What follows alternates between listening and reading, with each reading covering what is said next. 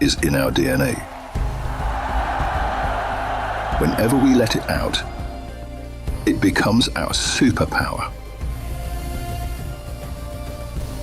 Now imagine an entire city being built to supercharge it. Kadir City, powered by play.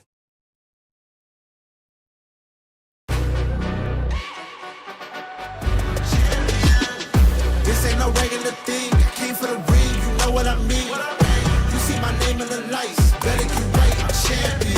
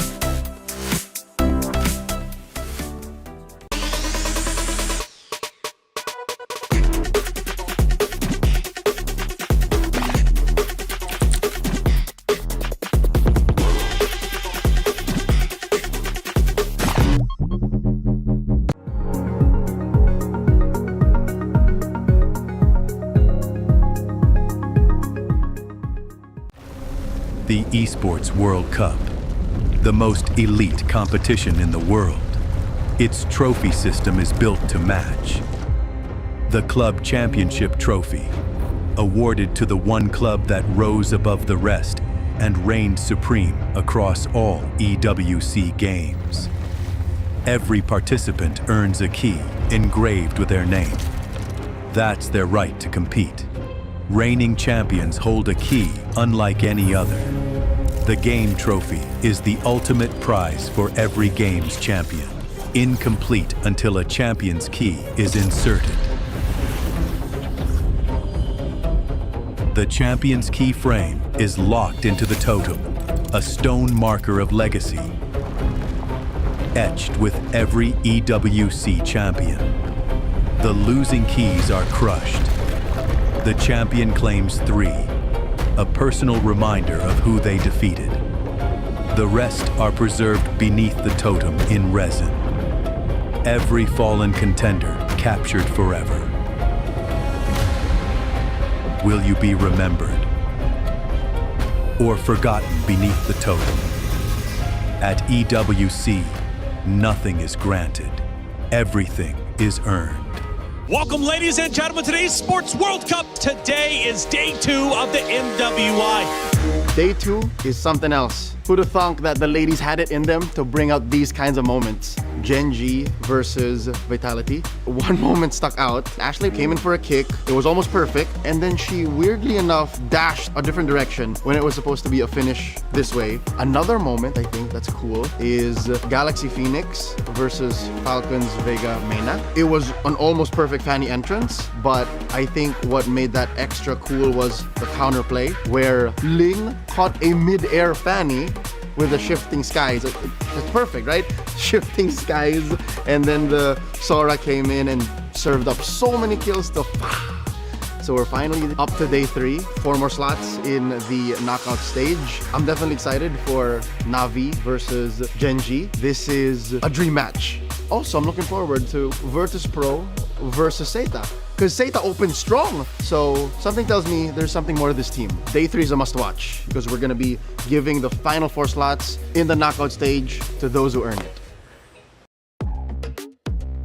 Nothing is granted, everything is earned. The words that live and breathe within the souls of every competitor here at MWI at EWC 2026. Only a last few slots are available for teams to earn to make it to the knockouts, as there are already 4 waiting who have earned theirs with perfect records. Welcome to the final day on Stream B. My name is Renmar. I'm here with Leo, Naisu. We've had some long days. long days. It's definitely going to be a long day because we're also going to be making appearances in Stream A later. Wink, wink. We'll see you there. But it's been a great time, and we're going to be closing it out. You know what? I'm ready for it. I think Leo, he had the extra long day yesterday. We've gone through that already. We're ready for today. But the ladies, man, this is going to be a long day for them. I am sad to say that we are going to be saying goodbye to a few more world-class athletes, because again, 4 slots left. With there being 8 teams left waiting in the decider bracket, that's half of them saying goodbye. But you know what? It's not just about saying goodbye. It's also about leaving a mark. So here, regardless, whatever happens between Virtus Pro and Saita, same on Stream B, we're going to be watching Falcons Vega Mena versus Foot. I'm sure, whether win or lose, we will remember these names, these faces, these teams, and we might even tell some stories and set some narratives for next year's MWI. It's been a long road, and we've had 2 streams, we've had 2 groups. We're going into the knockouts. If you have any questions about how we got here and what we've done getting here, watch this. MLBB Women's International returns to the Esports World Cup 2026 for its historic 3rd edition. And for the first time ever, the grueling battle heads to Paris. As the one and only all-female championship at EWC 2026, 15 teams emerge through qualifiers spanning over 60 regions. Only one team bypasses the chaos, Team Vitality, returning as the title defender with a direct invitation. 16 elite teams will fight for a staggering $500,000 prize pool, one of the largest in women's esports history. MWI features 2 brutal stages, the group stage and the knockout stage. In the group stage, 2 groups of 8 are each locked in a double elimination showdown. To survive, teams must secure 2 series wins to claw their way into the knockout stage. One loss drops you straight into the lower bracket, where every match is crucial for survival. Lose again, and your tournament life is over. 8 teams will be eliminated. Only the top 4 from each group will advance to the knockout stage. In the knockout stage, the stakes escalate with every single step. Teams start in a best-of-3 quarterfinal before advancing to an unforgiving best-of-5 semifinal. Teams who fall short of the grand finals will be granted the opportunity for a podium finish in the 3rd-place match. Finally, the top 2 teams battling for the title in the best-of-7 grand finals. In this single elimination format, every match is do or die. On the world stage, where dreams are shattered and history is made, a monumental $500,000 prize pool and crucial club championship points are on the line. But only one team will rise above. In the first of 2 MLBB championships at EWC, who will be crowned the queens of MLBB? 2 champions, 1 game. This is MWI at EWC 2026.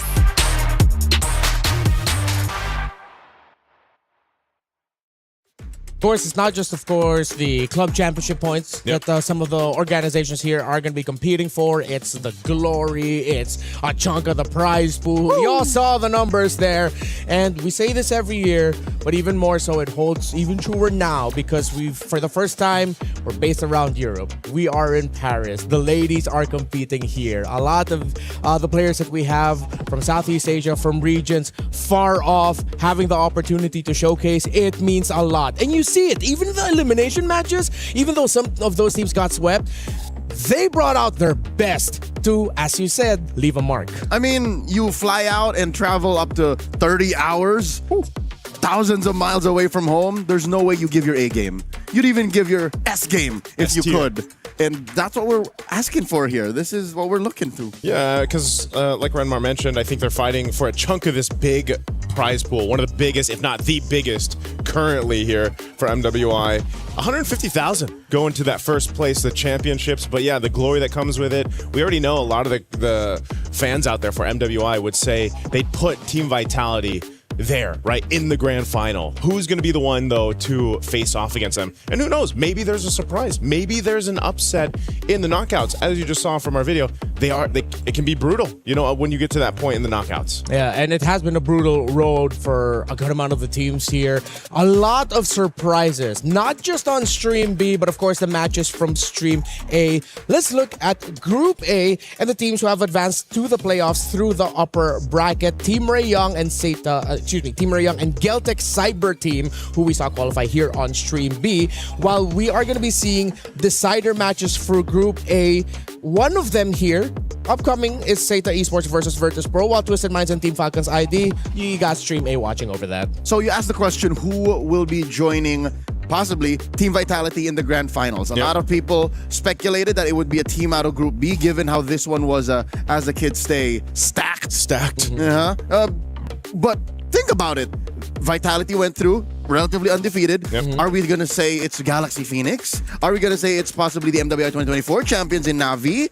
They're still fighting for tournament life? Or could it be one of the dark horses out of Falcons Mena, or Foot Esports will be in action here in Stream B later on? Yeah, there's going to be so many good matches here as we see the teams walk out here for this match. But even that one, man, I hope I get a chance to go ahead and see that. The Gen.G matchup versus Navi, because I felt like Navi yesterday when we were casting their games, it seemed like something clicked game 2 and game 3 for them. They were struggling. I mean, think about it. They didn't have a win up until game 2 of yesterday. Up until Shira gave her supersonic treatment. Yeah. We've heard that back at home, by the way. That's true. Hey, for the people who screenshotted my face, I wasn't mad. I was just shocked, okay? I wasn't mad at Shira for the supersonic screech that she gave. That helped Navi get to where they are now. But we're watching highlights from Virtus Pro. We talked about Navi having something click with them. Something clicked in Virtus Pro. We weren't able to see a performance like these from these players last year. Of course, they were in different teams. They were somewhat spread out. But it's good to see, after all the experience that they've had, they finally got to show off. Another team that got to show off yesterday, though, Geltec Cyber Team. Now that was a hell of a series. The Aulus? Like, that was my response watching. I was like, wait. And not just, it's the Aulus with the Hanabi in the same draft. Yeah, there are a lot of people in the community who screenshotted that and literally had the caption of, "This composition won MWI." POV, your last ranked game.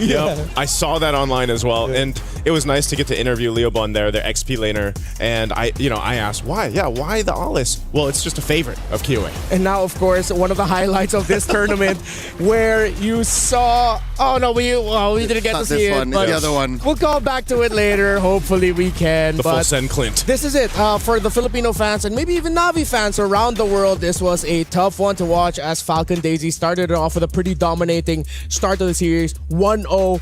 Navi comes in with a reverse sweep as Ayanami continues the streak of playing unique EXP laners every single game. It's her, not Ayanami, is the main one who snapped. Yeah. She realized it. There was something that they had to do, but I think they came together as a team. They fixed the weak points that they had. For sure. She'll be in action today, Stream A, but Stream B, this is what we got. Yeah, Seita versus Team Falcons Mena and Foot Esports. Seita versus, I will admit, I was shocked that we are going to be getting this match. And I'm pretty sure the second one that we're going to be having later is shocking as well, as Team Falcons Mena. They were dropped down to this point by the team that's going to be starting off this day in Seita. Seita then would go on to get swept by Team Ray Young. So there's a chance we might see a little bit of a vindication later on, because they still might end up meeting in the knockouts. Yeah, that's going to be all up to the draw that we'll have later on as well, I believe, once we all move over to Stream A throughout the day. But yeah, I think we look at the team roster here, we didn't get to see Seita at all play on Stream B the past couple days. So for those that have been tuning in here, you'll finally get to see them play out here. It's been great, though. I think when they started off strong on day one, even for us that were on broadcast and the noise that I heard online was, whoa. Wow, Seita comes out. It was a sweep, wasn't it, in their first matchup? Yep, I watched that 2-game series versus Falcons Vega ID, and something about Seita's debut was such an eye-opener. I called them a machine because they were so picture perfect in their mechanics, but something happened day 2. When they played again, they lost, they dropped to the lower bracket. I want to see how they recover from that today. Yeah, I want to see if going up against Virtus Pro, they're going to ban out the Marcel from Minun, because that is a really great Marcel with Virtus Pro. I feel like if they end up giving Minun a hero that can constantly provide vision and just be, as I'd love to say in the Philippines, a mosquito to deal with, Virtus Pro is going to be happy. But you called it a mosquito, and it had a longer... I call it the straw because I actually don't know what it's called. Because it was the Revitalize, right? Yeah, because it was a Revitalize. Also, in the interview with Livin, she did mention, what made them work yesterday was they slept better and they ate breakfast. So I hope here for this matchup, leading into it, they had their breakfast. I feel like that's a common theme for the previous MWI, EWCs that we've done. How many teams in the past have said, not just in the women's scene, but also in the men's scene, just because we ate a better breakfast, we ended up winning. Weirdly enough, a prolific EWC champion, I think it was Innocent, who doesn't eat the day of a big match. He's on that intermittent fasting. No. And then, wait, is that when he said that the day that he decided to eat, they performed like monsters? Or am I misremembering it? I just know that if it was up to him, he would keep it light. But that's him. That's him. The ladies, maybe a different story, and we proved that. Joseph fast yesterday. Yeah, I think either way, whatever they needed to do, now's the time to do it. You know, whether you have some special... Last chance. Yeah, last chance. Last chance. That's the last chance right now. And I wish them bon chance. Forgive us if we're butchering the pronunciation in French. We are willing to learn. Send us voice messages. We don't mind. In Here French. Whoa, okay, here we are. In the draft. And All right. the match. And the match. Seta, Virtus Pro. I'm wondering if we're going to see some more unique picks in the Rome for Seta. I appreciate any team who, after the changes in the meta, said, you know what works right now? Take Rio. And they won with it. They did. Okay, might have been an isolated incident. Yeah. But Tigreal is so good because teams who are incapable of popping that Purify pay the price. So Tigreal can do that a modicum of ways. So TM, coming soon. I can see why, you hoping for more Tigreal makes sense. Pop that Puri like this. Like this. All right. Okay, respect right away for two roamers that fit the bill of annoying to deal with. For Minan, say to take away the Atlas and the Marcel. You still have picks like Juicin up, Freya, but with the Phoveus up, there's a whole Freya Phoveus trade. And of course, the best EXP laner right now, can't go wrong with an Esmeralda first pick. It's crazy to think that we're back in this phase of Esmeralda, just dominating the XP lane. It was never a phase, Mom. It was a phase. It was a lifestyle. It was a All lifestyle. right. It was and it's just so good. It's been picked up so much. So but the response usually on that red side, flip side, you can get yourself the carry, but it's banned out in this case. So what do you go with? And there's only been one sure solution. Yeah. But it's like a two-step kind of complex solution. And it was employed yesterday by Navi very efficiently here in Stream B. Yeah. The Balmond plus physical shred. Yeah. Oh, that was good. That was very good. Let's see if Virtus Pro has it in the back pocket. Yeah. It's interesting that we actually didn't see even more Balmans going around, because that was a name that was getting float around by the discussions behind the scenes. It's a damn shame. It might happen more. Even when we get to the knockouts here, you might see the Ballman be the answer more. Make like Boyet. He scored a ticket to, come back to France. Exactly. All right. If Seta aren't careful, since they banned out the carry, there's an off chance that Virtus Pro might show up with an Alice later, because carry is one of those heroes that handles the shred really well. However, if Seta want to get funky with it, they can still show up with a Lunox maybe in the mid later on to deal with it, but Alice plus the glue looks really great for Virtus Pro. But of course, I think one of the best, definitely ST roamers right now, Beleric. Yeah. Because Seta's on blue, they end up with a jackpot first half. Yeah, this is so good. Belric, these are probably the top picks right now in these roles themselves. The Belric, we've talked about it so much. You can set things up with the Wrath of Dryad. You have your own kind of sustainability. Claude obviously is the go-to mid lane. They might, since the carry was banned out, you might have to choose. What do we end up putting over here for VP? Do you pick up the gold laner now? Oh, no, sorry, Moscomp is already there. Yeah. So we're looking at maybe mid or jungle? Maybe jungle now, because they banned out Baksha. Yeah, the tough thing is here, as good as assassins are, there's a chance you might just get constantly invaded. Okay, they go for the Valir. They want to play it slow. It's the annoying high crowd control pokes of a Glue and Valir together that could give difficulty for a Beleric, but I think it'll be warranted for Virtus Pro to take out something like either the Farsa or, more importantly, the Lilia. Or the Eve. Or the Eve also. Wow, Eve is still open. Yeah. Eve's been left open a lot of the times through the draft, man. It's been kind of waited on. Except for game 2 or 3 if you get there. Because they learn, we need this. Eve is very good. Yeah. Hey, Carmilla Jungle.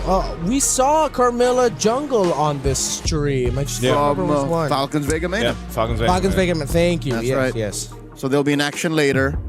And I think Virtus Pro would rather just be safe than sorry. Yeah. Because with a high invade style of what the Beleric and Esmeralda could potentially bring, Carmilla in the jungle going up against that means you're definitely going to get invaded. Yeah. So Virtus Pro really look like they just want to keep their jungle safe. Yeah, what can I mean, Miss Meow already showed the Ling, right? Yeah. It struggled a bit in being able to get... But so far, Ling in general has really...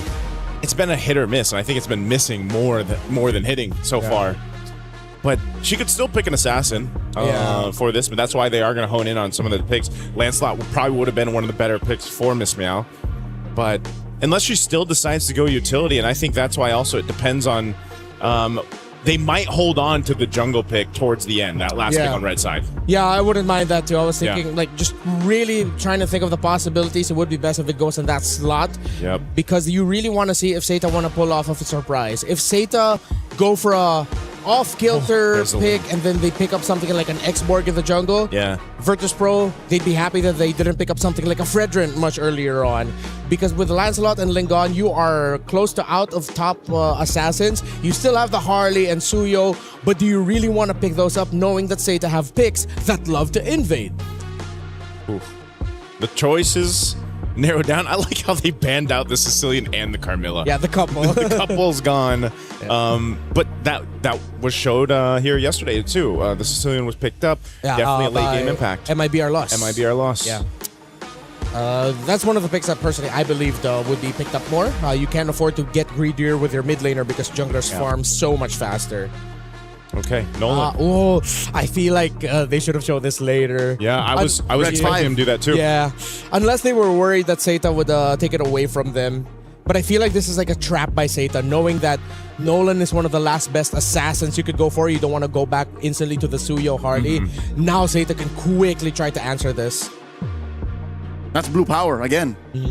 You think you're in control of the red 5, but you make a slip up like this and expose your jungle so quickly. Seta should be ripe for the checkmate. I don't know, too. Wanting to hold on to your XP lane for a last option for there VP it is a little risky. Yeah, the Eve gets picked up. Cosmic Mommy. That she is. Yeah. With the YSS. Yeah. I'm pretty sure she's some matriarch of some galactic Yeah, she is a mom. stellar formation. Yeah. She is. Somewhere in the universe. Yeah.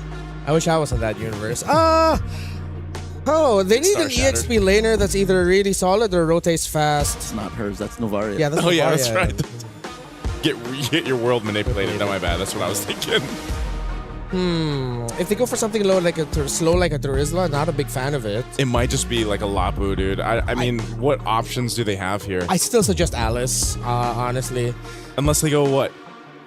If not the Alice, more damage. Benedetta's popped up so much in the XP lane. Not so bad. Even a Yuzhong would be okay, maybe. Oh? Whoa, so wait. XP glue! XP glue. XP glue. Roam Grok. That's why they held on to that last pick for Red 5. All right. So they're not going to be able to match it in terms of the late game damage output, but what they decided to add more of is just sustainability.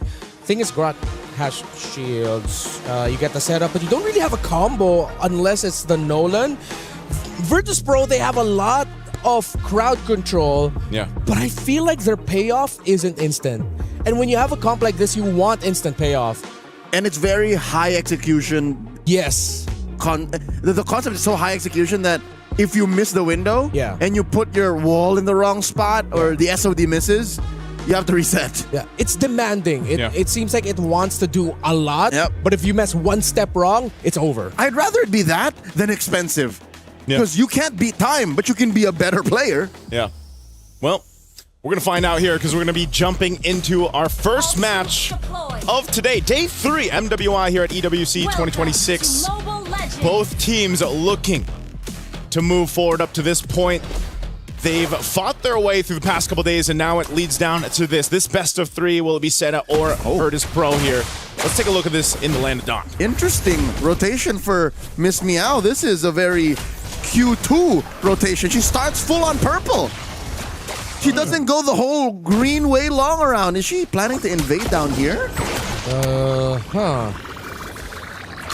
Well, she can't afford to do it because of how fast Nolan can clear. Yeah, that's the only reason why. But look, Jessica intercepts. Way too close for comfort. Almost missed out on getting that lizard. Well, luckily Nolan does farm pretty quickly. She's going to make her way to the orange buff. She'll take that. There's still a whole lot of, this way to go ahead and do that. And in the jungle is you rotate well, You get that double buff on the Nolan. You know your damage output early on is it can convert an early first blood. The YSS on the other hand for Zhao, she can do the same thing. Yeah. Ooh, I like the rotation here by Virtus Pro. A little adjustment, but they were still able to secure all of their green cams. But of course, Zeta has a little bit more control on the river as well, with a cha-cha between the Grok and the Belleric seeing each other. I don't think we're going to see anything up until the turtle spawns, but Zeta is trying to make an attempt for the glue at the bottom lane, but Rafa plays it safe and hugs the tower. Okay, this looks like it's going to be one of those things in the early game where you're just fighting for that first turtle. Yeah. There wasn't that same pressure that we see in the mid lane break out into either battle spells being burnt or a potential first blood. So in that case, it's just, let's set up for this turtle. It's spawning now. They've got some level 4s, but not exactly. Oh, my Lord, Jessica! Little lucky to survive, Miss Meow! Hiding beneath it, but Zhou finds her. First blood for Zeta. Rafa flickers back, RWM stops her. Name swipes away. VP are a woman down. This is not looking good for their turtle take chances. Yeah, I felt like it was going to happen because Rafa was frozen out of the minion wave. Zeta was controlling it. But because Virtus Pro needed to clear the mid, it was Miss Meow's job to go down to the bottom, and they mistimed it. Zhou secures purple here in jeopardy. The mount and the pull on Fanhua. She should be fine. Yeah, she's tanky enough, but those... Oh, no. Ultimate pop by Livin. I think she really wanted to get that stun off. The slow ticking on Fanhua. She's going to be fine, though. Hey, man, the tree doesn't like the fire. Yeah. Oh, that's why you drafted that way. Maybe they expected the tree to come out. That's why they picked up a Valir. Valir. That sounds logical. That's preemptive. That's a stretch. Hey, just wait till she has the Ice Queen wand. You know, this is what we saw with the Valir, though. The pick where it's just you're like perma slowed. You're being stunned and you're burning. You're burning. That's why theoretically it's just good to pack it up against a Belleric. A Belleric. You were right, I guess. I'm pretty sure Nice you said it like that one time. I probably did at some point. Look at this potential play up top. Guys, she's going to be fine. Again, this Claude, pretty self-sufficient. I think Lunar is going to have to rely on what we've seen Moscow's do so far constantly throughout this MWI is just play the long lane, push it out.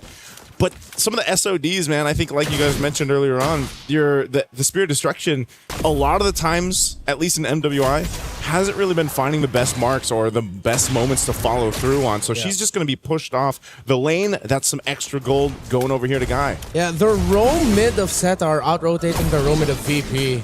Lunar just forced to use the SOD there to get a little bit of a better position in the trade. But right now, they are falling behind. They're not reading the map as well as Zeta.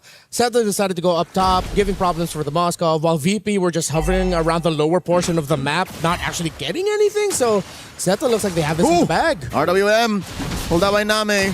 Fanhua trying to close the exit. Couple of big ticket ults already spent before the turtle. Yeah, good usage by Lunar to just burn the flicker, you know?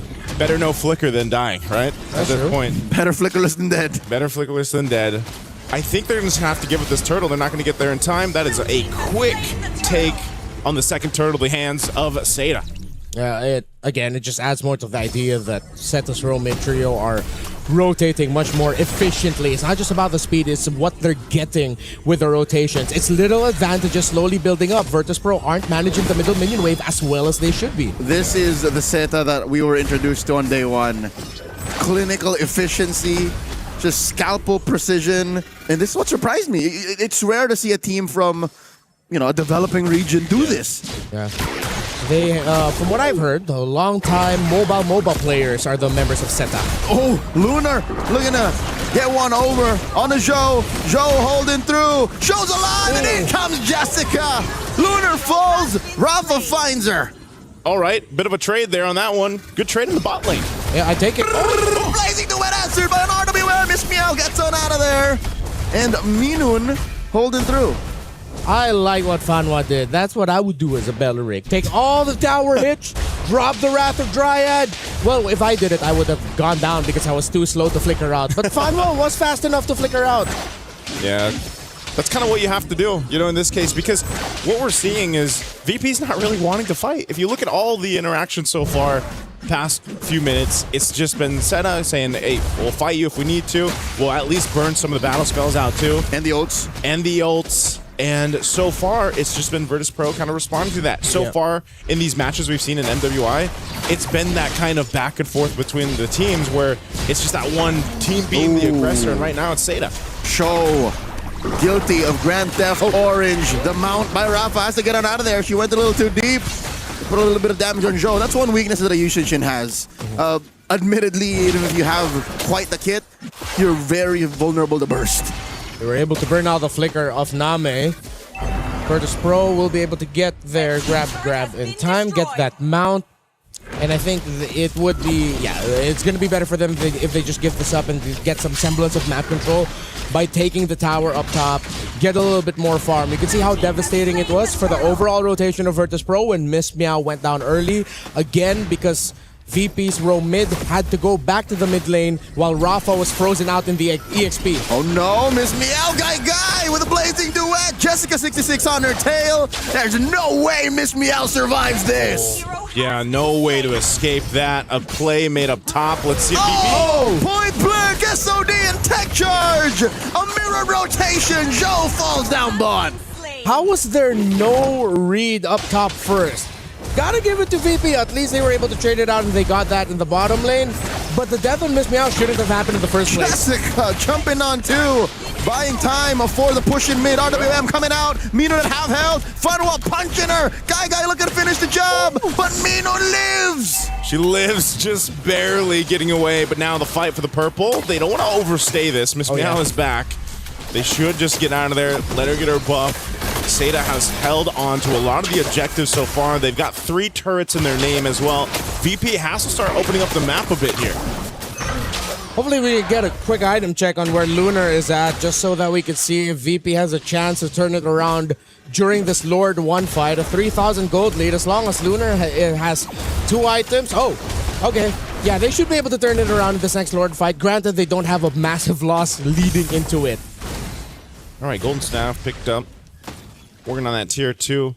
We haven't seen them contest any objectives yet. Here's the item check. Yep. 2 items. That's pretty much a really good start already. You have the burst and the Nolan. You have the constant damage coming out from the Cursed Helmet of the Glue. And of course the pokes from the Valir. 2 items is what you need at this point. You don't need to rush 3 or hold back in this fight.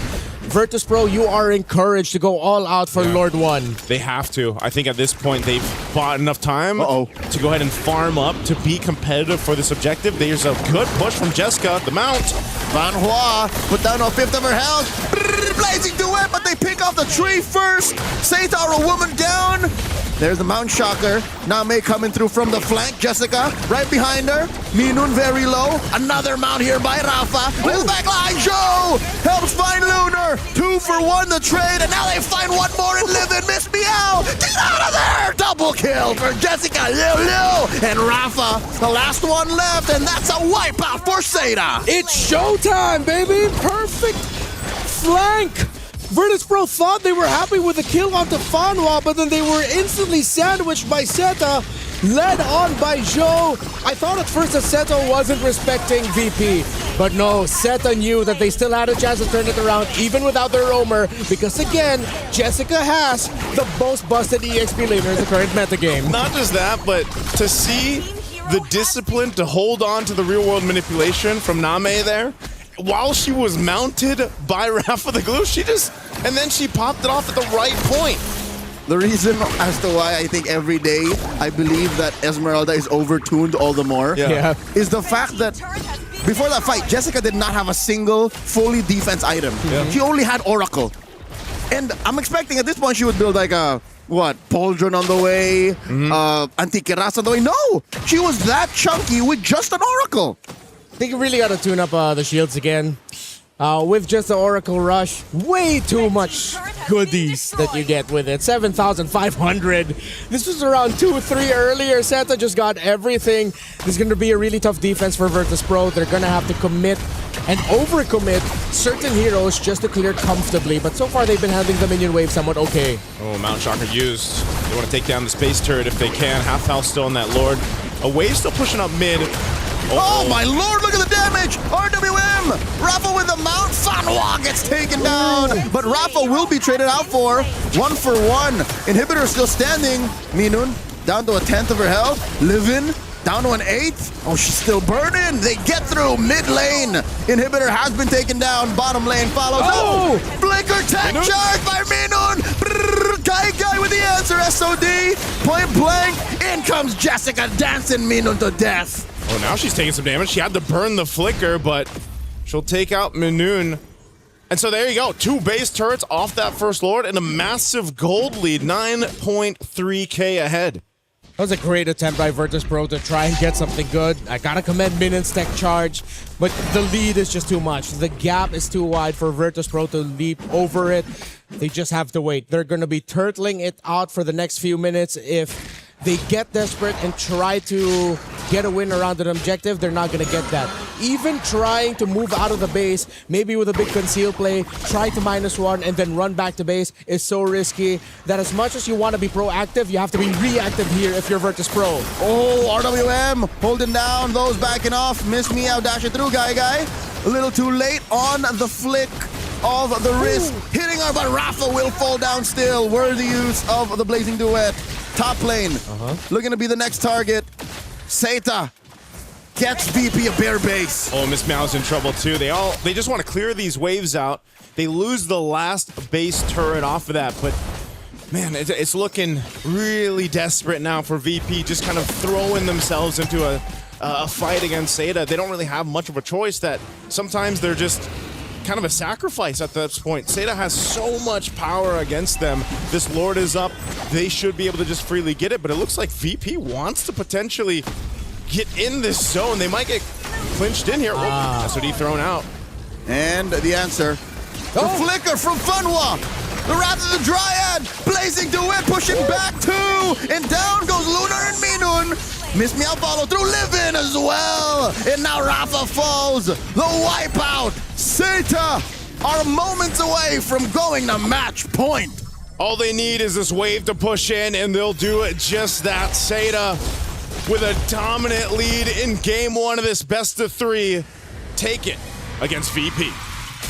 There's the Seita that we first saw open up day 1 with their surprise win against Team Falcon's ID. Efficient, decisive, and deadly across the board. Virtus.pro has a lot they need to get right to force game number 3. Man, I feel like for a minute there was, 2-3k lead that they had for Seita, and then all of a sudden, boom, 8, now 10, now 12 as they end of the game there. This has to be one of the fastest games on Stream B anyway so far. Oh, yeah. It's about a 13-ish minute game. They exactly knew when that power spike was coming, and that's why, again, that blue pick priority Esmeralda is so popular right now in the draft. I think that is a warranted ban if you're not prepared for it, unless you have a very specific composition that can deal with a lineup that has an Esmeralda. It's not unbeatable, but it's just so good that it adds so much difficulty for any composition, even the one that can counter it. Yeah. It asks for so much of its opponents. Yeah, this even that last sequence was so clean from the Blazing Duet being used, and then you just have Zhao come in too. They timed it so well, and that's what we saw. A lot of the choreography from the team fights that we saw, the layering of abilities and the kits that they had was really executed well here from Seita. Now I understand why, even on day 1, even though we didn't get to see it here, why they had the result that they did against a team like Team Falcon's ID. Talking about choreography, I think this game felt relatively free for Jessica. Yeah. All she did was, now I dance? Okay, cool. Jump here? Yeah. Okay, everyone else was just setting up for everyone. I might just be tunnel visioning on the Esmeralda, but it seemed like they were so in sync, more now than ever. Yeah, especially because of the rotations that the rest of the team were doing. There were moments clearly where they needed that extra little bit of follow-up, slightly delayed, which is a good thing, because that's when the opponents least expect help to arrive. That's why On Your Left made such a big cultural impact. That was Jessica in this game. Dude, Justice League. But that's what makes it all the more difficult for Virtus.pro. Even before the game started, we were so clear on it. If your execution ain't on point, you have to find a way to reset. But with a lineup like what Seda brought, there is no reset. They're literally always just breathing down your neck. What I would say for this, each one of the members of Seda had like a highlight moment in this game. Like you could just take all of it, put together a compilation for game one. They all had their moments. I mean, even for the setups that came with the Battle Rec here from Fanwa was so good. She was able to go ahead and support so much. The utilization, like I said, with the real world manipulation from Name was also outstanding. And so there's just so many things to dissect if you're VP, potentially going into this point where of game 2 draft, you're like, where do we focus on? What do we hone in on to get us to that game 3 that we need? A lot of questions. I think you really have to start it with how Miss Meow, Livin, and Minin are communicating their rotational priorities. The early death onto Miss Meow, I will keep drilling on that. That was such an off-timed rotation. I know the Roman mid needed to handle the mid lane. I know that Rafa needed to get the minions so that she could hit level 4 because Jessica was already level 4 at that time and she got frozen out. But sending down your jungler like that without any info in that side of the river was too dangerous. Which I think is more an effect than a cause. The real problem is, I think Virtus Pro got a little too crafty and got cheeky and said, let's do a different rotation. I think we can greed out. Purple straight, small camp, and then cross over to steal the small crab. And then we go from there, which was obviously not the right thing to do against a team who is on point 100% of the time. Is that the nature of just because of having the Nolan, or was it just something that they wanted to go ahead and try something different too? Like, as a jungler, I reckon it's because it was a Nolan and said, I'm bursty enough to get away with this. They didn't. Yeah, and a small decision just changed or led to a very big consequence for Virtus Pro. A consequence of our actions that we experience as MLBB players is Rhino Day. Well, it isn't really a consequence, it's just the season reset. That's what we call it. There are new interactive effects for Rhino Day now available. Ta-da! It's that. I love that Lilia one, by the way. Hey. Where is it? Right here? The Lilia one, I like that Lilia one. Kind of looks like Naisu. If you are a Rhino for more than a week, that's on you. I get it. That's a throwback to season 8. Yeah. Yep. It's okay. It's all right. Hey, happy Rhino Day. In the land of Dawn. In the land of Dawn. All right. Looking back at the In MLBB. builds. MLBB. Well, as we saw earlier, she did eventually get to the other defensive items. But yeah, it is quite busted that even with just an Oracle, an early game Esmeralda feels like a mid-game Esmeralda. Yeah. And an Esmeralda with just one more item feels like a late-game Esmeralda already. What was that? 7 minutes? Yeah, around 7 She minutes. had Tough Boots, Talisman, and Oracle, and that was enough. VP couldn't even get it down to half health. Yeah. It's, and again, 13-24 on this one. There was just, I guess the timing that we saw from Seda was the most impressive because again, if you go back the past couple days, guys, on Stream B, the games that we've seen, they've been very chaotic. I would say this is one of the cleaner executions from a team as a whole that we have gotten to see here, and it was just great to see. Now for VP, it's not great to feel that because now you have to match that. Not to point any fingers and, put anyone on blast, but even the former champion, now VPH, didn't play this clean. Yeah. This site, I think, is the possibly cleanest so far team on Stream B so far. Even cleaner, you would say. Okay, I would have to argue a little bit. You know what? We're going to argue about it behind the scenes. I think it's Galaxy Phoenix, but hey, it's Seta's time to shine right now. Coming up next, maybe let's play a little game with Team Ray Young's Chi Boy. I think they quizzed her about some Paris facts.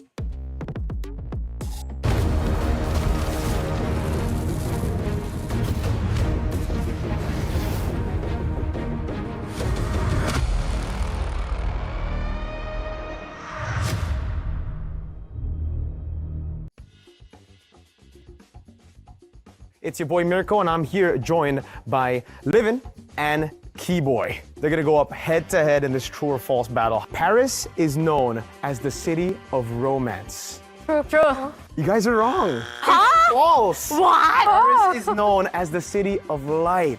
The main belle of Notre Dame is named Emmanuel. 1, 2, 3. True. It's still a tie. Both of them got it right. 1-1 right now. Croissants are originally from France. 1, 2, 3. True. It is false. Damn. 1 point over to Livin. Now it's 2-1.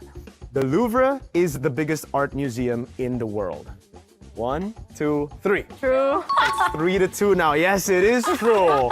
There are no stop signs in Paris? 1, 2, 3. False. If there is, it's true. True. It's true. Oh my god, I tied it up. Let's go, guys. So now it's 3-3. There are 132 playable heroes in MLBB. 1, 2, 3. True.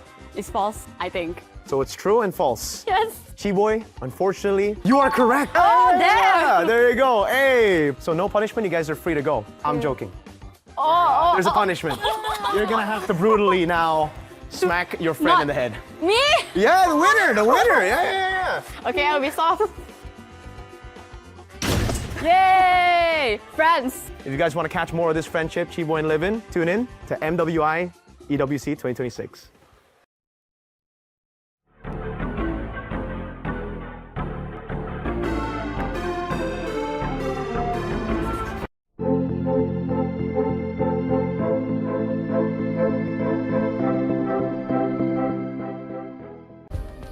Play is in our DNA. Whenever we let it out, it becomes our superpower. Now imagine an entire city being built to supercharge it. Kadir City, powered by play. We were there. For every click, every clutch, every respawn. We were there for the years of grind. And we're here. Now. The proud founding partner of EWC. Powering the biggest event in gaming. Shoulder to shoulder with the world's best. Making history. Greatness deserves a stage. Lenovo Legion. Reach your impossible.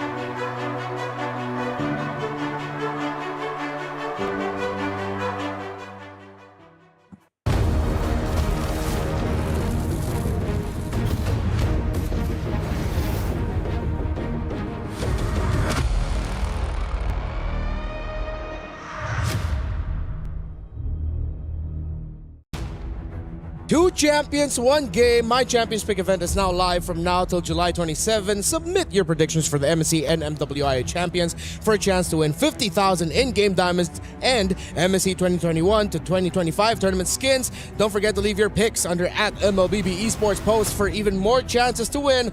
Lock in your champions now and cheer for your favorite teams. Welcome back to Stream B. Here we're entering game number 2 between Seta and Virtus.pro. If you've missed it, TLDR, Seta were just too damn good, while VP looked like they were just trying to chase a chicken on a hot summer day while it's raining. In Paris. In Paris. But it's not raining. But it's not raining. Oh. Yes. I don't know if that analogy hit anyone. Is that an American thing? No? There's got to be at least like 2 people who got it. It's definitely an American thing. One of them is here. All right. You've chased a chicken in the summer while it was raining? Yep. I've done that before. Oh.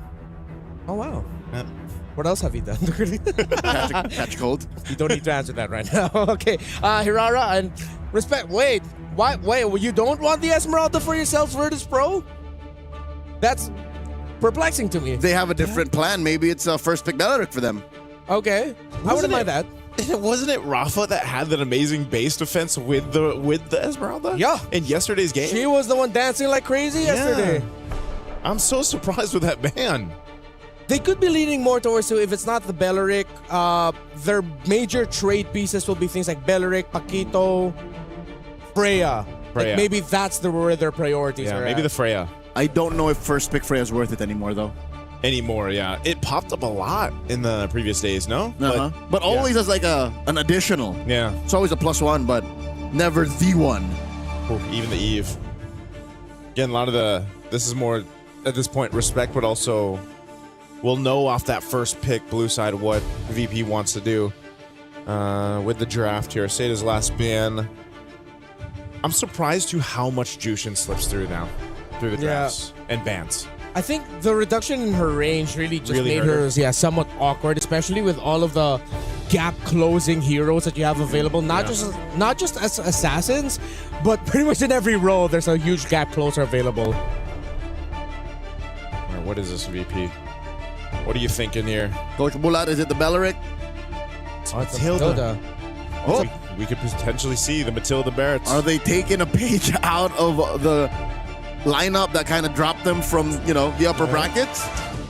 I wouldn't be mad about that. It was gotta be Barat's 2-3 then. Yeah. It was Twisted Minds That started it off, yeah, yes. started it off. Against them. Yeah.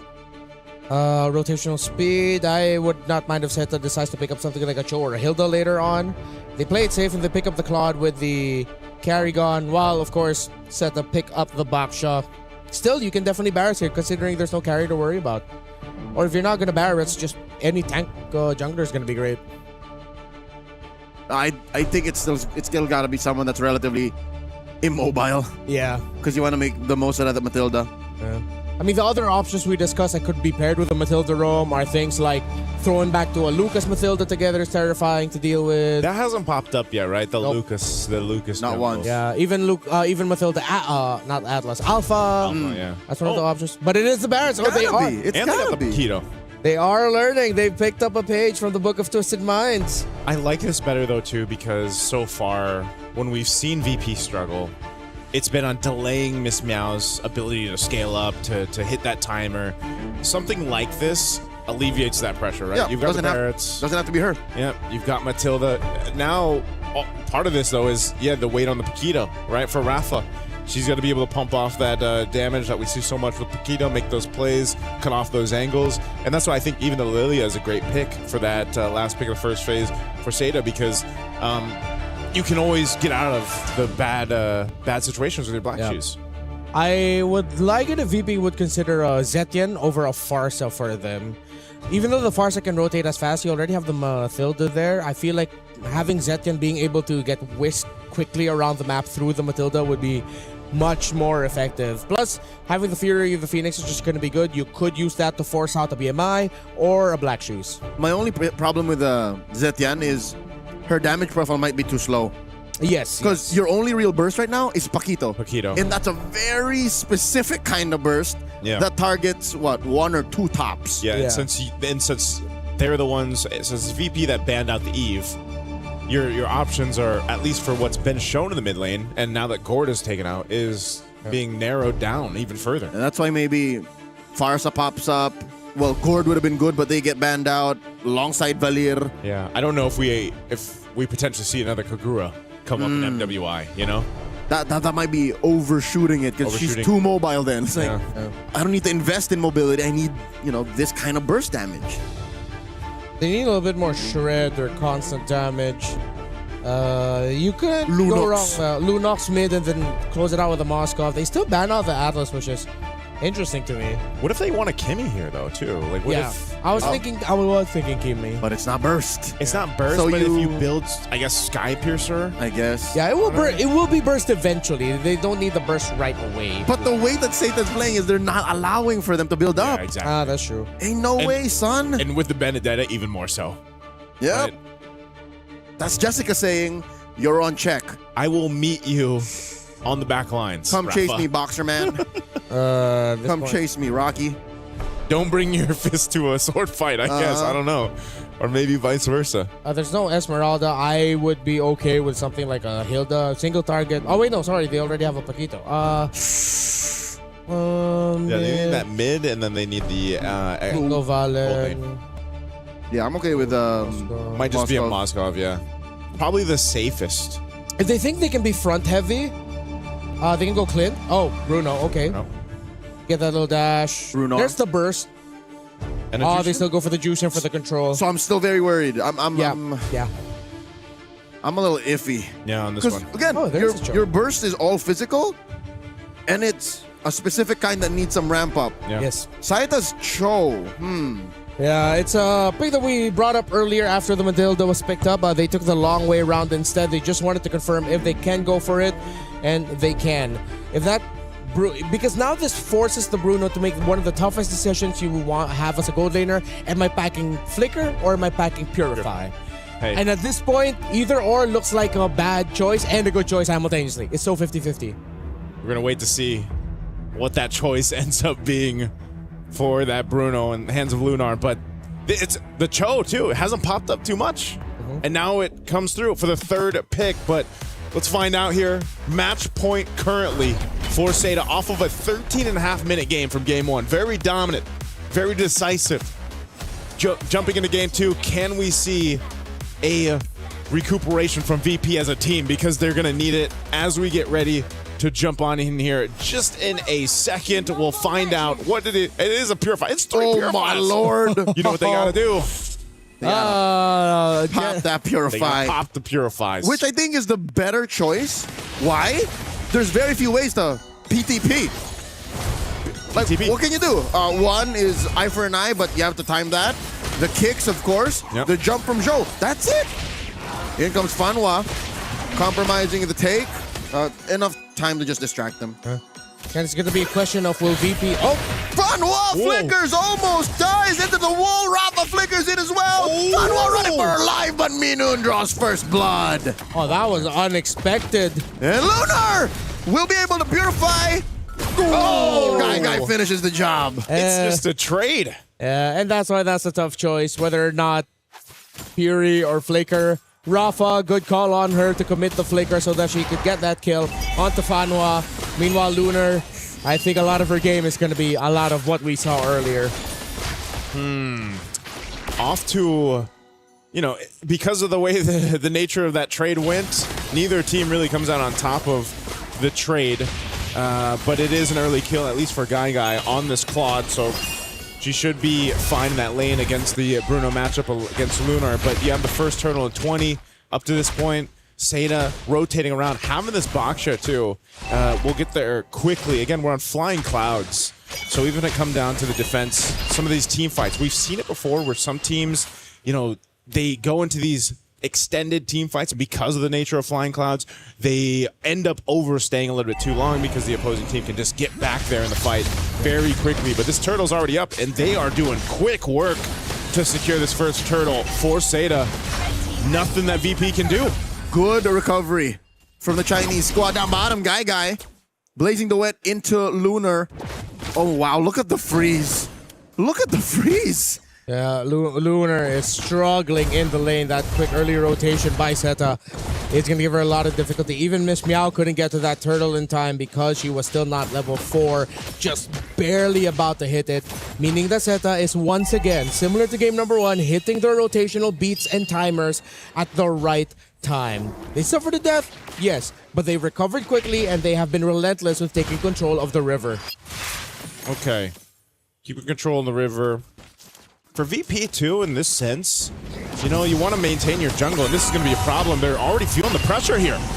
Looking for a quick choke up. Double as Fanhua tries to get on out of there. Blazing the wet, serves up a kill to Zhou. Black Shoes keeping her safe.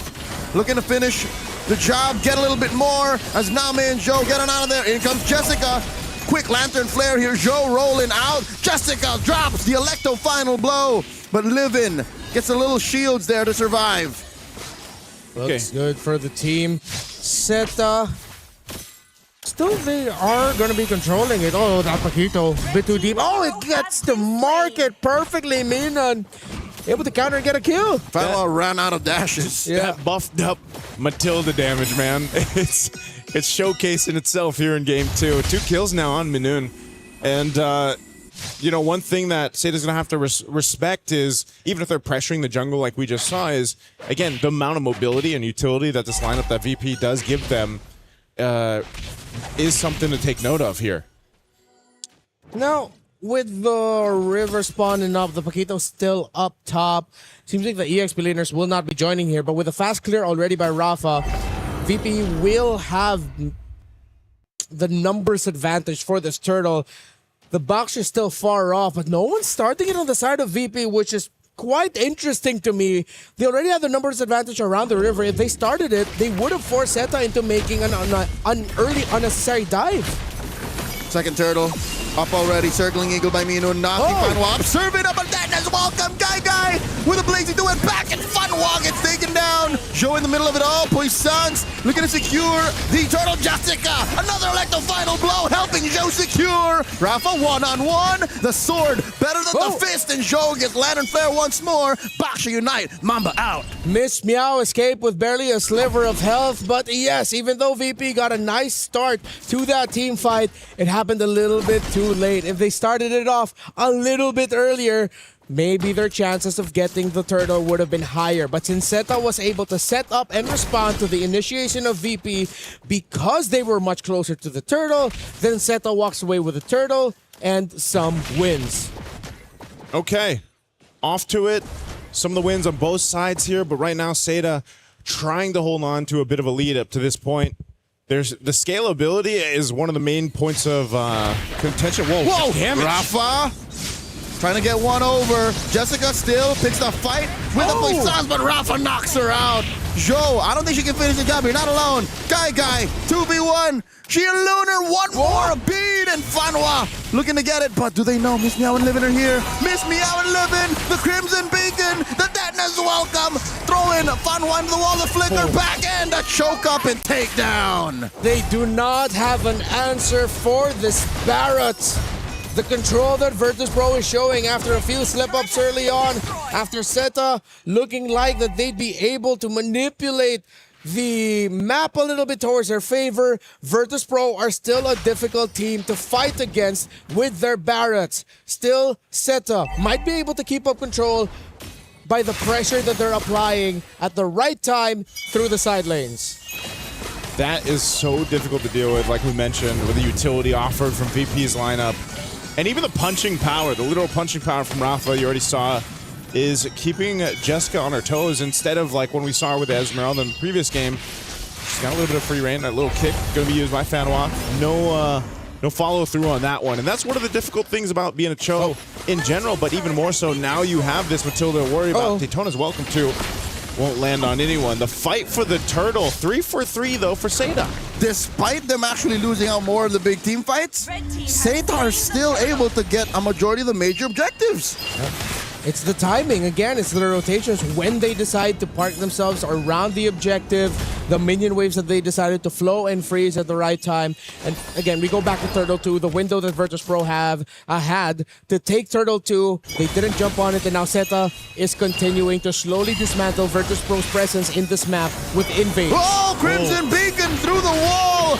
They want to get a choke up, but instead they get a kick, and Joe Baksha unite into it. Fanwa falls first, Lunar scores. Puissance back to disincentivize forward momentum. VP punish Zeta.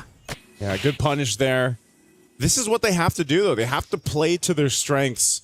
VP definitely feeling it better here in Game 2 because of this composition. This is why it's worked so well for other teams that have drafted it. Now, this also just allows you to have that space for Lunar. Lunar on the Bruno, and which is, mind you, one of her better heroes that she's been known for, too, is going to be a big threat through the course of this game. Now that we're approaching that mid to late. Oh, Fanwa again trying to get the kick. That's a conceal alongside Joe. They answer with a circling eagle, knocking up Fanwa. Miss Meow misses. The Detoners welcome. This is a good chance for Zeta to reconfigure their approach, but instead the map is something they address first. VP has been working on it. Yeah, at least we get to see VP balance things out in terms of the map control. They're being aggressive in terms of trying to get the fights in their favor, but they're still not forgetting about their map. After a few minutes of Zeta pretty much running all over the side lanes and using those minion waves to pressure Virtus Pro out of the timings. How is Jessica alone here, able to eye for an eye and back out? She didn't get the Daytona's welcome again, but Jessica is going to be hard to catch on a Benedetta. She gets away. This is something that they'll have to keep track of as the game goes through. You know, you don't want to let Jessica to just push the off lane, the long lane, knock down some of these turrets like she's doing right now. Fanwa saying ni hao, kicking up Rafa, but there's not enough of a response. It's just Guy there to back off, and Rafa knocks Fanwa out once more. Dennis welcome finally coming through, throwing Joe into the wall, and Lunar finds Name. Can Guy help support? She doesn't have a blazing duet ready yet. AOT stacks her down. VP looking to get the Lord. The inevitable reality of the composition of Virtus Pro. Way too tanky, too much damage. Joe, can you steal it? Can you? And she misses. Miss Meow with the secure. Even though they're both at level 11, I think it was a matter of timing. Miss Meow, what precision. Yeah, definitely timing there. Crucial that they got that, though. I mean, again, 3 turtles went over to the Seda, but as long as that Lord goes to VP, they can start pushing down some of these turrets a little bit more. They've got 2 in their pocket. Blazing Duet a little too soon for Guy. And they do get the jump on Aminun. Miss Meow can't save her roamer. Salute to all the roamers out there. That's how it's done. Merci. Not like the gotcha that I got earlier in the day who would be the first one out. Hopefully he gets to watch this. Oh. Good job, Minun. Yep, sacrificing herself there. Oh, Fanhua be able to get away. This has been a really difficult Cho game for Fanhua.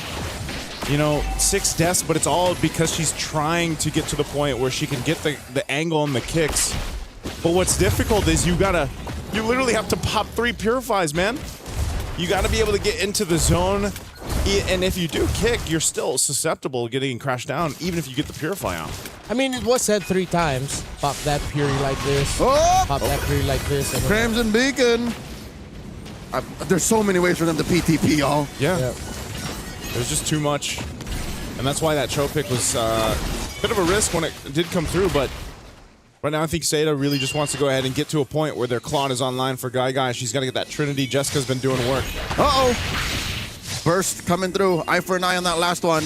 Jessica survives. Not a lot of Benedettas can really make the matchup against the Paquito work. There have been moments of brilliance by Jessica, but it's still a reminder that when it comes to this specific matchup, Paquito almost always has the easier time between the two. Benedetta mostly usually wins when she's away. Yeah. The difficult thing now for Zeta is that even though they can Whoa! Guy looking go for the flank in the Unite knockdown is able to take out Minun. She's not going to be part of the next fight. As I was saying, the damage for Guy is what they were waiting for. Fanhua with a kick on Miss Meow. Answers with a Denna's welcome. The Puissance has a spicy little potato. And Guy with a blazing duet might take down 2 and Miss Meow falls. The current trade, 3 for 1. What a collapse by Virtus Pro. I thought Minun was a little bit more forward because they had a way out.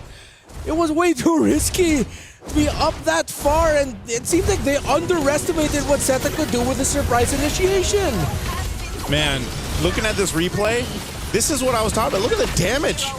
Where did that come from? And the pickoff on Minun was what started it all. Yeah. If Minun was there, imagine how she could have maybe saved a few members of VP, how she could have punished Zeta a little more, maybe dulled the damage that was being brought out. Zeta's just... That's that utility that Matilda brings, and then when it's gone, you really feel it on the team. Yeah, I know they had the Matilda there and they were probably just protecting that side of the jungle, but your Barretts wasn't there. If Barretts was already on the way crossing the center of the map, then it's good for you to be up ahead. That's a little baby Barretts. Black. Shoes already used up. Kind of cold. Crimson Beacon. What is Livin looking for here? She has no Purify just yet. Lunar does, though. Lord gets soft reset. Fanhua holding onto the Y brush. Minun gonna be checking in. Guy denying the peak. Yeah, that's not going to happen. Lord reset. Jessica's going to go back up top, push that long lane to try to get someone's attention for this. They can just go ahead and post up right now. Seda has really found their footing in this game. Might taking some damage. Circling Eagle use. Oh, it's a little too much. The hurt that Minun brings alone. That was all just Minun. Oh, there's and the a kick. They find 1. It's Miss Meow blazing duet into 3, into 4. And in comes Jessica taking down the big dino. And Rafa is going to pay the price.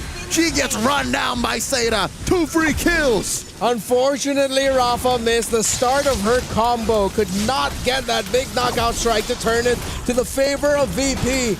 Without the Barretts, without the Paquito, they are severely lacking damage in front line. Zeta jumps. Fanhua might get punished here. Serves a kill over to Lunar. And they get 1 down. Lunar gets shut down. Jessica Liu finds another. And she gets shut down by Livin too. It's a bloodbath post-Lord. I said it earlier at the beginning of the game. Flying Clouds is the map that we're on. And if you stay a little bit too long, I know they wanted the Lord, but they got punished. That's what happens. They just keep fighting. They caught farting. I have to apologize, Livin, Minun. I wasn't familiar with your game. I I wasn't familiar with the game. That was a good call. Yeah. Very good call to go for that. They at least got some trades out that equalizes, stabilizes the map, and this push by Zeta just a little bit, but it gives them enough breathing room to make it a little bit more comfortable for themselves. And Mino Circling Eagle to exit through the other side. Zeta finds one kick, forcing that Purify off of Livin with a Crimson Beacon too. Miss Meow down to a third of her health. Zhou still holding strong with that Poissons. Rafa able to back on through. Zhou gets knocked up, not enough turret hits. Guy, I don't think he can do that. They back off. They back off. Lord's going to be taken down here. After taking some damage to that base turret, they will knock it down though. And so Zeta looking to put more pressure. Zeta's in the base. Jessica comes through, dropping that Electro final blow. There's still a minion standing, and they take another inhibitor down. Virtus Pro, okay, you're still going strong, but Zeta is definitely much more comfortable now. The inevitable tide that is Guy 305, but that is almost a 95+% participation rate for all the kills. Fanwa, you know what? At least you guys are winning. This isn't like me dogging on Fanwa. It's just a really tough game for a Cho. Yeah, this is one of the hardest games to be in if you're a Cho. 3 Purifies and just a bunch of mobility. Hey! Fanwa heard that, and she took it personally, forcing back a majority of VP. Miss Meow! A lot of damage coming through, and the Blazing Duet finishes it. Guy. And they find Guy. The Purify is perfect, but a Rogue Bolt finds her all the way in the back. They're on the base, but I think VP can still take care of the minions. Fanwa falls. The inhibitor is still standing. Zeta turn tail. Ooh, that's what happens when that football travels with you, even in the BMI. That was a heat-seeking football. Unfortunately for Guy, when she pressed that BMI, the animation was already locked in, and that will chase you till the ends of the earth. Go! Oh, man. A screamer is what they would call it. Still, Zeta have full control. Fanwa started things off, and that was a great entry. Still, with the presence of the tower, there are some things that Zeta need to consider. It can't just be all Guy. Even going in is tough for Jessica, and this is the tough thing about the lineup of VP. It's not just Fanwa who struggled with 9 deaths. Yeah. Look at how the attempts by Jessica to try and enter make a big impact. She goes in, she's instantly out. She can't bring out a nice little sword intent or enhanced basic attack with it. Even Name, it's difficult for her, especially when Guy decides to go that deep with the tower still up. A thing that I would have changed here, I wish Zeta just decided to focus on the tower a little bit more. Yeah, that was a big attempt because they thought they had the win. Oh, and here's another one for the Lord. Massive exchange here, forcing that Black Shoes already. Lunar is cut out by Jessica, and that's a big trade for Name. But Miss Meow falls too. Jessica's bloodthirsty. Guy falls. That's a marksman out for Zeta, but they do trade out for Rafa, popping her brutality. No way she survives against 3. Ooh. And it's a 2 for 3. Bloody before the Lord. Minon and Livin left to defend. I'm not liking their odds. These two do not have the kit to clear waves. Yeah, I was going to say they should just make a way to the Lord there. They spent a little bit too much time running it down mid, and they just got the call. Go for the Lord. This can be delayed out, though, and I think Minun wants to do that because, again, Flying Clouds can bring the team back here, but there's just not much. Rush it. To slow this down here. Minun trying with her wisps. Goes for a Circling Eagle. Might hit it with a shooting star, but Zhou still secures. Had that retribution off cooldown. Lord number 2 for Zeta. Great attempt by Minun, mainly because she didn't go down. If she was taken down in that attempt to steal that Lord away, then that would have been a terrible call, but she lived, and now they have a full 5-man for the defense. We've seen Zeta, when it goes into the all-in dives, how difficult it is for them. It's like they need to really be on point with their execution during team fights. Yeah. There is, if I would give it a number, I'd give it maybe like around a 25% chance that VP could wipe out or at least take out 4 members of Zeta in this attempt to end it, and then they're going to get a lot of map control afterwards. Still, the odds favor Zeta to end it now. Yeah, they definitely can off this Lord. Conceal was already used. They're going to be stopped. Fanwa might look for potential. They want to get this base turret down first. They got to deal with the Lord. It's being worked on. They jump in. Miss Meow taking a few hits that quickly. Rafa looking for a target. Kick from Fanwa. Then is welcome. Circling Eagle to the back line. Jessica falls, but the base is still exposed. Rafa gets taken down. As long as Guy lives, they can just keep wailing away. Double kill for the Claude. And just like that, Zeta sweep Virtus Pro. What a game, what a series. Seda took them a little bit longer in game 2, but they showed us that as a team, they are strong. A valiant effort by Virtus Pro. They will bow out from their journey here at MWI. They've improved individually and as a team, but now this is the moment of Seta to advance. Job isn't finished, but it does feel great that you will make it to top 8. There you go again. You know, we're at that point in the tournament here for MWI that it's tough, right? You have to say goodbye to certain teams. They really fought through these past couple days, went through the gauntlet, and now we say goodbye to another one, and congratulations to another making it to that next stage. It's great to see that despite the strengths of Seta, a lot of the things that they need to improve on aren't like big glaring problems that instantly they'll ring the alarm bells. We're at the top 8. We need to fix this now. You can fix it gradually. It's something that can be fixed with a little bit more communication, maybe even a little bit more fewer warm-ups heading into the day. And when they struggled, it's something that they expected, that we expected. You know, the Cho with a triple Purify lineup that you're going to be facing. We knew that she was going to have a hard time, and she did, but they made it work. Yeah, that's, as someone who is a Cho main myself, you see 3 Purifies like that and you're trying to get through all that utility, that is not going to be a fun time. Honestly, if they purposefully pick this Cho in an attempt to force more Purifies getting picked up by Virtus Pro and reduce flickers, I would say master stroke of genius. That's by Coach Seta. Best right there. Hopefully we can ask the coaching staff later if that was the case, because you could see the moments, even though there were times where Seta, we talked about how difficult it is for them to go all in with the risk of just getting crowd controlled by the Jusin, even the Barretts. Getting too close to a Paquito is not good for anyone's health. You also forced Virtus Pro to all in. They didn't have a lot of ways out. Most of them are on the Purifies, and once they decided to fight, they pop that Purify, have that CC immune. They're pretty much forced to hope that they win that fight.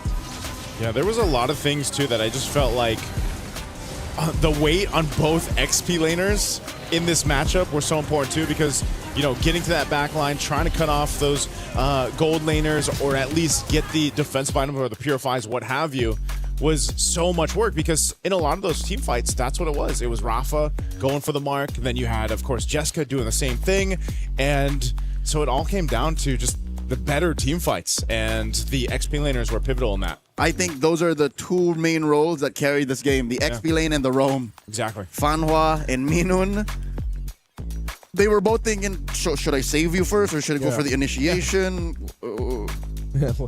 I wish we could see more of Virtus Pro, of course, but we will eventually in the next MWI, and of course, whatever regional tournaments that we have showcasing their abilities. Thank you, Virtus Pro, for your efforts and your time, everything that you've sacrificed to make it here to the stage. Pretty sure all of your fans are proud of you. Meanwhile, for Seta, great to see that their region has representation. After, of course, what we saw from the previous MWIs, they've gotten better and better. And this squad, with their experience in this genre of sport, they look like naturals. Yeah, this was, again, a bit of a longer game. This is what we're more so used to over here on Stream B, right? Getting up to nearly that 20-minute mark after a 13.5-minute game.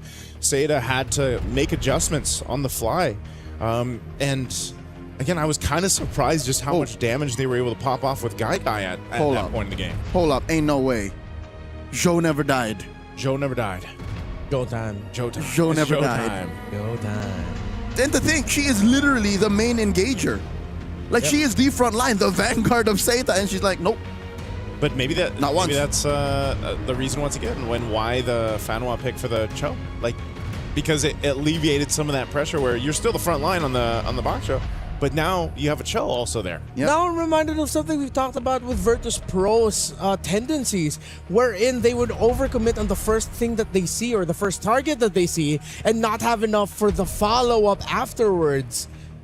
I think that's why also Joe survived this long. Yep. Because once they would see Fanhua commit a lot of their abilities just to take Fanhua down, yay, congratulations, but then what do you do for the boxer that's just arriving? And the Benedetta from the flank. Yeah. Lethal. Zeta did their homework here. Yeah, they did. I think, already multiple matches in for them, they've definitely adjusted from match to match to match. This one is really just showcasing how good they can be as a team, because you gotta remember when they locked in the first three turtles, first three turtles, then the Lord was given over to VP. That was a big swing for VP in this game, where they potentially could have, started approaching the base of Zeta, but it never actually came to fruition. Zeta was actually able to really just play defense, even if they were playing from behind a little bit. They caught back up into it and then take the game in their favor. I'm excited to see more of Zeta throughout the knockouts. They have finally gone through this group stage, and we're going to see which matchup they're going to get drawn into much later on in the day. But for now, let's go to the stage with Rachel. Thank you so much, Renmar. I'm here up on stage with Fanhua. Congratulations. Thank you. That was an amazing victory. Game 1, Game 2. How was that for you? How are you feeling right now? It feels like still like a dream, because we never imagined that we can come to the Swiss stage or something, but we did it. You did, and everyone is so proud of you. And this marks the first representative from China going over to the knockouts. So maybe do you have something to say to all your fans back at home?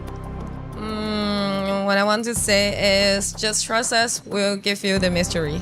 Oh, I'm wondering, what do you have in store for us later on for the knockouts? Just based on our luckiness. Lucky. She's too humble, guys. She's being way too humble. But of course, yesterday was an unfortunate matchup, right? You had to lose that against TRY. But how were you able to come back? What was the mentality like for the rest of the team? Firstly, I think I need to thank our EWCs. There was like medical support here to help us and chat with us the whole night with how can we recover our emotions, like from back to our today's tournaments. So I need to thank them. And nextly is like we do the review and we know why we lose. That's the most important things. If we know why we lose, I think it's easier for us to have the new tournaments going on. Wait, did you say medical team? Yeah, there's a like emotion medical team, psychologic team there. Just help our players. If they lose games or what, you can just go and find them and chat with them. Wow, I think a lot of the casters actually need that one. That must be really nice to have. So without that though, do you have like a certain person on your team that usually, lifts the morale as well? Used to be, but now maybe because of the visa issue, some of my team members cannot come. But when we back to China, I think they will help us also. So who took over the mantle here? Me. You, Fanhua. We want to know, what do you usually say to your team, especially after that loss yesterday? How did you reset? Because we saw your performance today and it was incredible. You can just tell them enjoy the game. Because I already told them we win 1 matches already. We did every goals, I give it to you. So now every game following on, just enjoy. That's amazing. That's amazing mentality. Thank you for sharing that as well. And we want to know, heading to the knockouts, do you have maybe a sense of who might be picking you first come the knockouts? For us, just don't want to be Vitality. You don't want to go up against Vitality? Oh, because we want to go furthermore. All right, so they want to leave Vitality as the final boss, correct? Yeah, correct. Okay, thank you once again, Fanhua, and congratulations for this decisive victory, because you are going to throw it over back to the desk. So Renmar, take it back over. Thank you so much, Eterna. Of course, great to hear from Fanhua as well. I learned new things about the setup here. It's not just physical medical assistance, we get mental health medical assistance here as well. That little shout out to the professionals here at EWC. I'm glad that we have that for players who need it. Yeah. And talents too? Talents, hopefully, yes. Can we message anyone there? We have a pretty cool lounge. We do? Well, I mean, it's like it's a shared lounge. Yeah. So it's pretty cool. Cool facility, Cool facility. Yeah. Relax. I'll play a bit of sub soccer later on. Yeah. Apparently, they can also do haircuts. Yeah. Rachel, stay over there, right there, just so you can say hi. That's Eterna from Stream A. She is now officially a Stream B import. That's her. At least for one more match after this. Yeah, at least for one more match, and then we become Stream A imports. What, haircuts? Yeah, there's a barber over there. Yeah, there's barbers. I have to actually get a haircut. In Hall 1? I'm actually not sure where it is exactly. Let's hunt it down, Joseph. We're going to hunt it down. Yeah. See if they can give us a This cut is a mess. for the next. All right, so just in case you're wondering, coming up next, we're actually going to be seeing the key crushing live right here, and it's going to be select members of SETA who, of course, will be crushing the key of the opponent that they eliminated today in Virtus Pro. Jessica was doing it. I think it's Jessica, yeah. Of course, it's one of the marquee moments for every EWC. The weight of the key held by every team, that is your tournament life. Once that gets crushed, there's a chance that might just end up in a... Well, where do the keys crushed end up again? They get displayed, if I remember correctly. If they win, they get to choose, if I remember right, champion. 2, 3. Yeah, if they're a champion, they get to choose 3. To be fused into their main trophy. Yes. Yeah. And then the rest will end up in the totem. In the totem. Yep. Just as a part of history. So that totem has been actually since 2024, right? Yeah, like it's got a bunch of the totems broken are keys. here. The totems that we've displayed for every Flown out EWC. from Riyadh, yeah. Flown out from Riyadh from 24, 25. It's literally there's a beautiful display right here in the venue for EWC, and it's just literally walking through history. You see the defending champions, you see all of the keys in this tournament so far. It's great. Victory and defeat are physically tangible. Yeah, like and then you can just see it. And I'm trying to remember exactly where in the venue it is, but I know a lot of people, a lot of the visitors here so far in the past couple days, they've been taking their time walking on through. And there's a ton of cool stuff. I wish we could invite, everyone that's possible to come out here to Paris at EWC can actually see how amazing all this looks behind us. It's almost literally the setup we had in Riyadh. Yeah. They just Nearly put it there. in It's these halls. insane that they were able to do that. Guys, I can't believe it. We're in Paris. We're in Paris. We are in Paris. We are in Paris for I know where it MLBT is, by the Esports. way. The hall of it's over there. I saw it. Oh, is it? It's the same walls, like whatever. Carl Tizzi, Vivian, Magnus Carlsen, Sikais. They put them on. It's there. All right, let's go to the key crush. It's time for one of the marquee moments of every Esports World Cup in the hands of Jessica. Yep. 66. Yo. The key. Oh, Yo. Yeah. Oh, yeah. That's lucky. Yes. Oh, Virtus Pro's key. Are we going to be able to hear it pop? We asked that yesterday, but you might hear it. Today they let them do it. Oh. There's no shrapnel on this one. Yeah, just a nice little bend. There was one key crush I remember yesterday, which was quite violent and literally just broke. Yeah, it just broke in multiple pieces. Shattered. Yeah, that one was felt. Yeah, and you can see a little bit of the shards. Oh, wait, no, they're going to keep breaking it. Break it more, They're Jessica. not just done yet. Go again. Go again. Oh! Oh, man. It never gets old to see that. Yeah. Ever since the first time we saw it in 2024. Yeah, that's why it means so much when from wherever you qualified. For us, we saw it in MPL Philippines and of course in the different regions. Once they get the plaque with the key, they get to sign their names. That's pretty much signing your ticket to come to wherever EWC is. And then this is that same ticket and trophy and key getting smashed to pieces and then being part of history. Teams have cried, cheered, and jumped for the moment they got this, celebrating as if they welcomed a new member of their family. Okay, maybe that might be a little bit too deep to go into it, but yeah, it means a lot to see that key earned and to see it crushed. Yeah, it's always a moment. I like it when we also eventually get through towards the end of the tournament and we get to see the actual, the champions put that on the totem for this year's EWC. That's always a really special moment too. And, I don't know if it's going to look any different this year. We'll eventually get there in a couple days, but eventually, congratulations to right now SETA for going forward. Oh, and GG well played to Virtus Pro. Yep. Shukran. Thank you so much for our very first series. But in just a bit, we're going to be seeing the beginning of our next series as you already see our players up on the stage. They're ready. It's Team Falcons Mena Yep, and Foot Esports. They're setting it up, and I'm excited to see what they're going to bring to the table. If Falcons Mena is going to continue to show a little bit more of their unique understanding of how to play the game and how Foot Esports loves to fight. That second series is coming up next.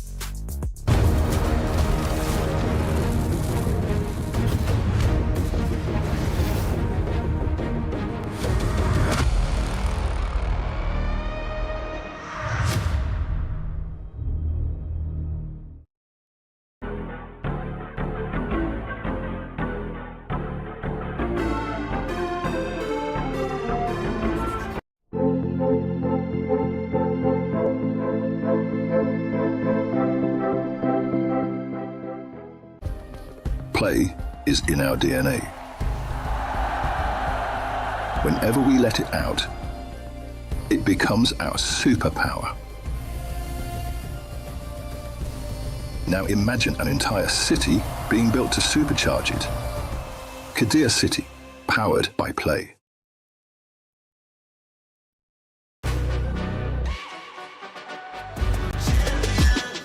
This ain't no regular thing. I came for the ring, you know what I mean. You see my name in the lights, better get right, I'm champion.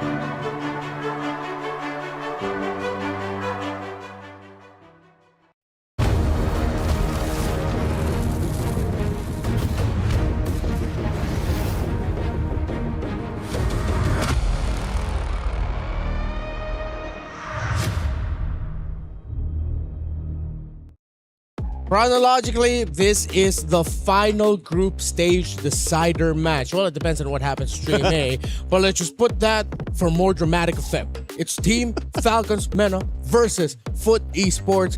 Two teams that have very unique understandings of how to play the game, whether it's with picks or whether it's with how they fight. Renmar, Leo, Naisu, we Bebros, at your service, still here. How are you feeling about this one? Because personally, I want to see this be a really messy series of MLBB in a good way. You asked for it and you manifested the messiness, the chaos, the mayhem.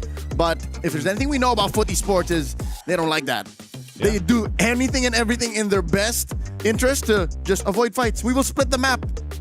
That's how they won. That's how they beat MIB at a loss yesterday. I was going to say split the map and just kind of, it seems like sometimes you're wondering like, oh yeah, what's the plan here? Mm-hmm. But then they end up making it work anyway. And yes, like you mentioned, Team Falcons MENA, they have a very distinct play style too. And I feel like this is where the test, as we look at the roster here for them, you know, Nocturne, Nana, Syrinx, Nucci, and Names, they are so experienced on an international stage, these ladies right here. Now, can they bring that experience and help them get forward to, you know, to the knockout stage? I think that's what they have to dig down on. Nocturne, I like, if I remember right, we had her on the interview. Yes. Was it day one? I think it was. No, day two. Yesterday. Day two. Oh man, I'm losing track of time. But, you know, I think no, she's day very one, impressive. yes. Day one, yeah, day one. She's very impressive. And the rest of them, again, as a team, I think is where the synergy comes through from a team like this. Yeah. Her Yu Zhang, her either Esmeralda or Benedetta, if I recall correctly. Esmeralda were very iconic in the wins that they got. Of course, Team Falcons, last year, they were not able to make it past this stage when a lot of teams and a lot of experts expected that they would be able to make it through maybe even the top 4 in 2025. But now here they are fighting for their tournament life, for the chance to make it past the stage that they failed to get past last year. And to think that for some of them, it's their first time to meet. Yeah. And for some of them, it's their first major on-site tournament. Yeah. Specifically for Nocturne. I remember now bits of that interview. I was impressed that, if anything, she was more nervous for interviews and, you know, traveling so far from home than actually playing. So that's good to hear. And I hope by this point, you know, day 3, as we look at the roster here for Foot Esports too, that they've settled in. I feel like they really have. Up to this point, they've got plenty of their nerves, because we saw nerves on day 1, and I feel like that evened out.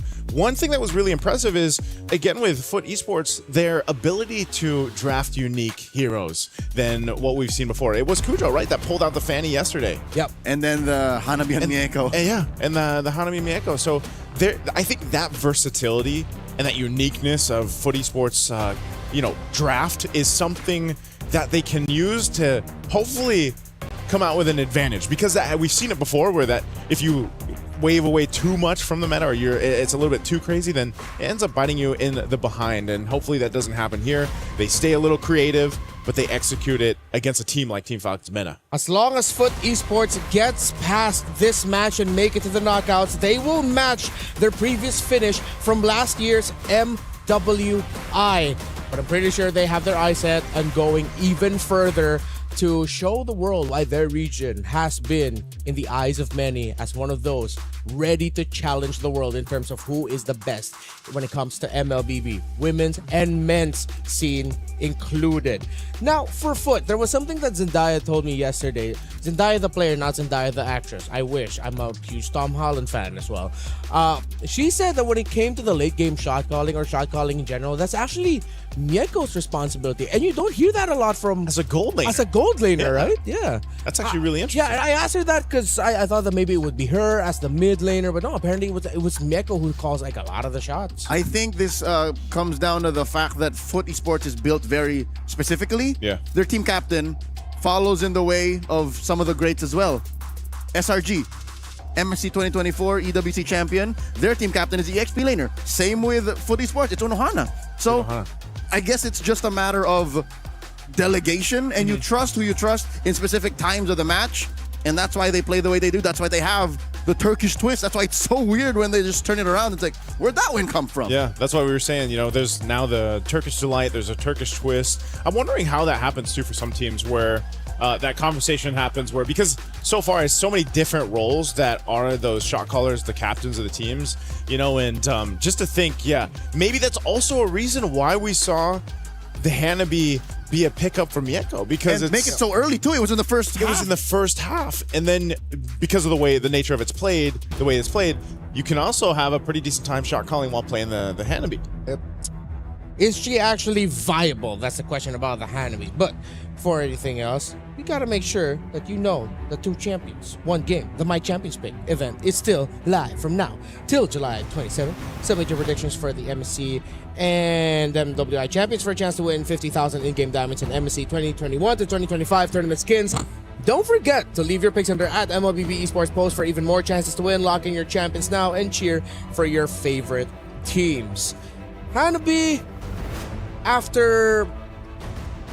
this is now our third day. After 2 days of action, we're on our third day.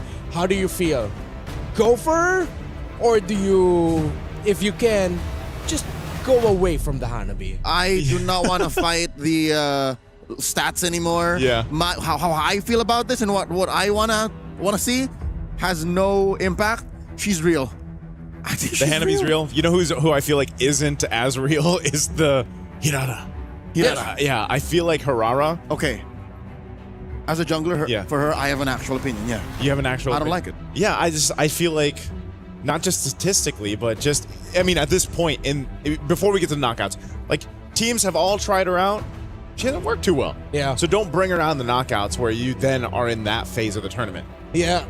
If anyone who decides to bring her out in the knockouts and they do really well with her, kudos to you. Keep it up. Yeah. Because we've talked a lot about it in the past here on this stream, that Hirara's that hero that you can't hesitate with.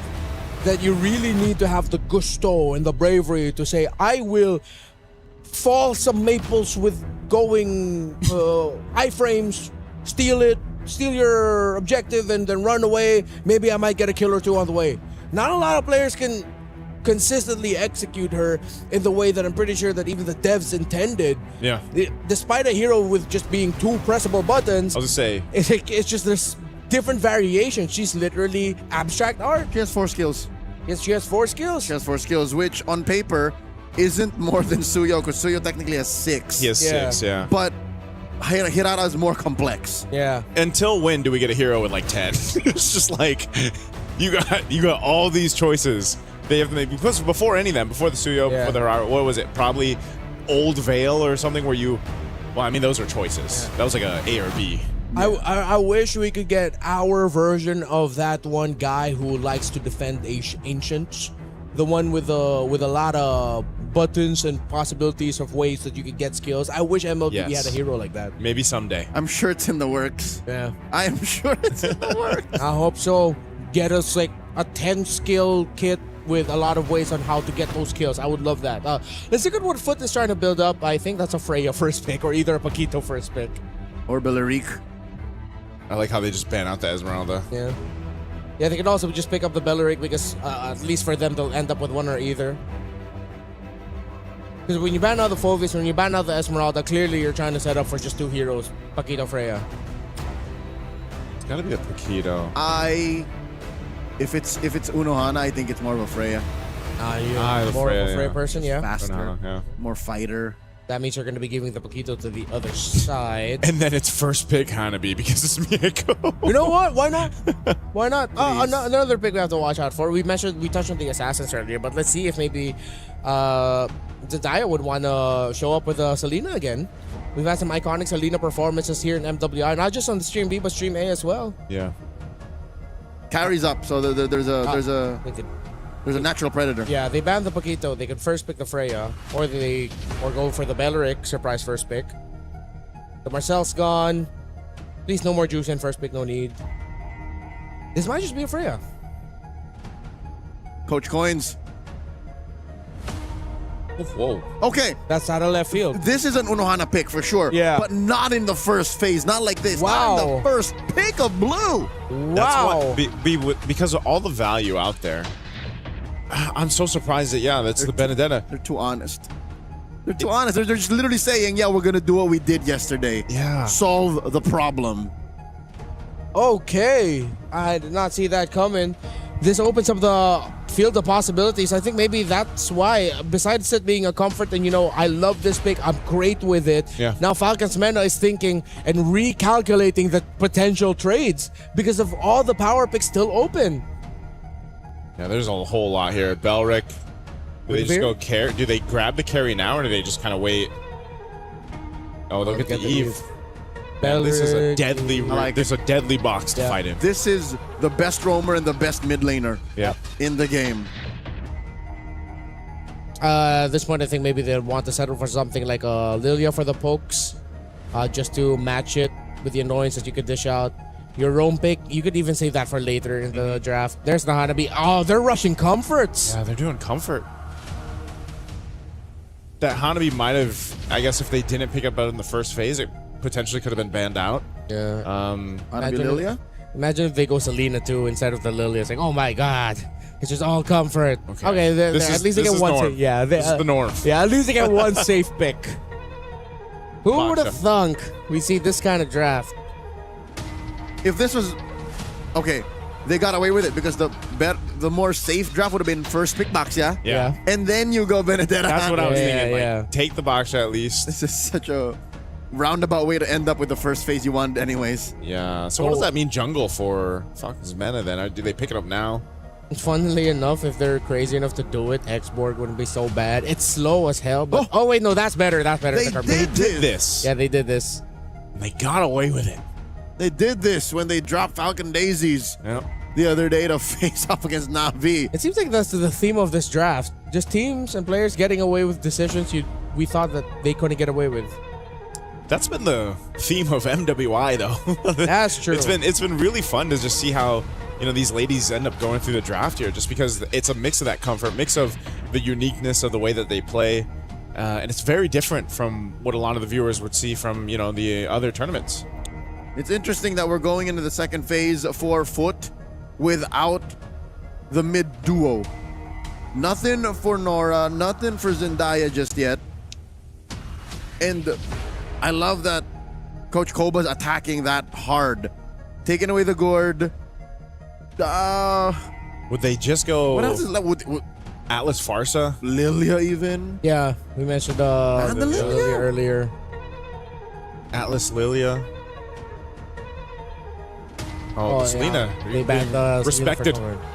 One thing I would like them to consider, and because it is my personal bias for this pick, I would like to see a Sicilian. They got the box shot that they're safe. They have the Benedetta, that's their early game rotational presence. To make your late game even more deadly, But Hanabi Sicilian together, it's going to be tough to end the game. Considering that you have a Belleric and Carmilla, those two are just shredded by the two in the late. Yes, that suggestion is a little very, very late game minded. Correct. How do you get there? It's one thing to say, oh, yo, I got a villa. But it's 2,000 miles away. It's 2,000 miles, and we don't have a plane. Thanks. I mean, the Lilia is still the safe pick that you can go for. Maybe if you want rotational speed, then you can go Farsa. There's not a lot of hard catch for you. You do need that range. You don't see an EXP laner that will dive you, considering that they banned out the Yuzhong and Freya. Farsa isn't a bad choice. Oh, Falcons Vega may not pick up the Moskov. They know that footy sports are up to some shenanigans across map. Valentina. So stealing the RWM. That's it. You're happy with that. Yeah, that's fine. You got Neve, we got Neve technically. I don't know if there's a world too where you maybe take the Wrath of the Dryad. Yeah, possible too. You know, lock him down. Like if you know it's safe, if you can't find the Eve to steal the RWM, totally fine to steal the Wrath of Dryad. Even the ultimate of the Carmilla. Yeah. I pray she has a flicker. She needs to get out of there. Yeah. What's this last pick going to be? They need Atlas? that Rome. Yeah, that's what I was thinking Atlas earlier on. Now that you have the Valentina here, it would even be another layer of just, the Fatal Link's good enough to slow from it too, but it's Oh! Hey! Nora! Nora, why? It's just, okay, I'm reacting this way because if y'all don't know, every time I get to be part of a cast that involves a Hellkurt Rome, it doesn't end well for the Hellkurt Rome. But when I'm not there, the Hellkurt Rome plays like an MLBB god. Hey, we're in Paris. It might change. Might change. And this is I don't know if I've ever seen Nora play Rome Hellkurt. Yeah, they're definitely not, but she's bringing out the... I'm pretty sure that's something I would remember. What if it's unique? Rome Boxer Jungle Hellkurt. It could be. No. I think even with the change with breaking Hellkurt, my brain here. Yeah. He's still a big threat, but like who are you mainly gonna be picking on here? The Eve. I guess the Eve? The Moskov. Oh, God. Sora. That's my. Oh, this is gonna be tough. You gave a lot of options for the Valentina. Wait, is there a way? Yeah, this is a Sora into the Valentina. Yeah. I'm just waiting for them to do. Oh yes. Adjustments. Maybe overloading the options. Because now you have really good options if you're Zendaya. The overloading principle only really works if you have such a straight line towards the win. Here it's a little slower because you're all in on the Moskov. Yeah. Well, Falcons mana, odds are in their favor. Belleric currently holding an 82% win rate in 11 games heading into today. 82? 82%. My goodness, Best what a tree. Rome pick today. That is insane. We'll see if this is going to be the case here in our last best of 3 match for Stream B before we all move over to Stream A. We're going to find out here for the MWI here at EWC 2026. One team can move forward. One team's dreams will be knocked out after this series is over. And we'll see if that's going to be Foot Esports or Falcons Mena here in this first game. Trying to see now the value of this Sora pick, considering that you're giving the shifting skies to the Valentina, which honestly adds an element to the lineup of Foot that they were missing. A big shift. And now that they have RWM, the ultimate of the Carmilla, the ultimate of the Belleric, the ultimate of the Sora, you can't go wrong with any of those 4 ultimates. You will get that set up. It's almost guaranteed at that point. And maybe, shutting off the lights with Dark Knight Falls might help out. I don't know. Yeah. Maybe that'll second guess the follow through once that setup comes through. I think a lot of us want to know if this Hellkurt in the hands of Nora is actually going to be able to help. Mieko really showing why she loves this hand to be so much. She's actually doing fine against Names 1v1. Winning the duel with very little, no assistance at all. Yeah, she's bullying that Moskov.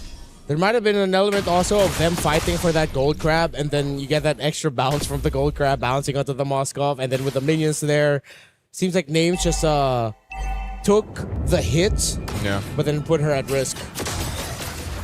I wonder where. Okay, there's Nora, I wonder, again, utilization-wise for the Hellcurt, late game. Let's say late game, you know, are you mainly just that big threat to the back line, shutting off the lights when you're fighting around the objective? Yeah.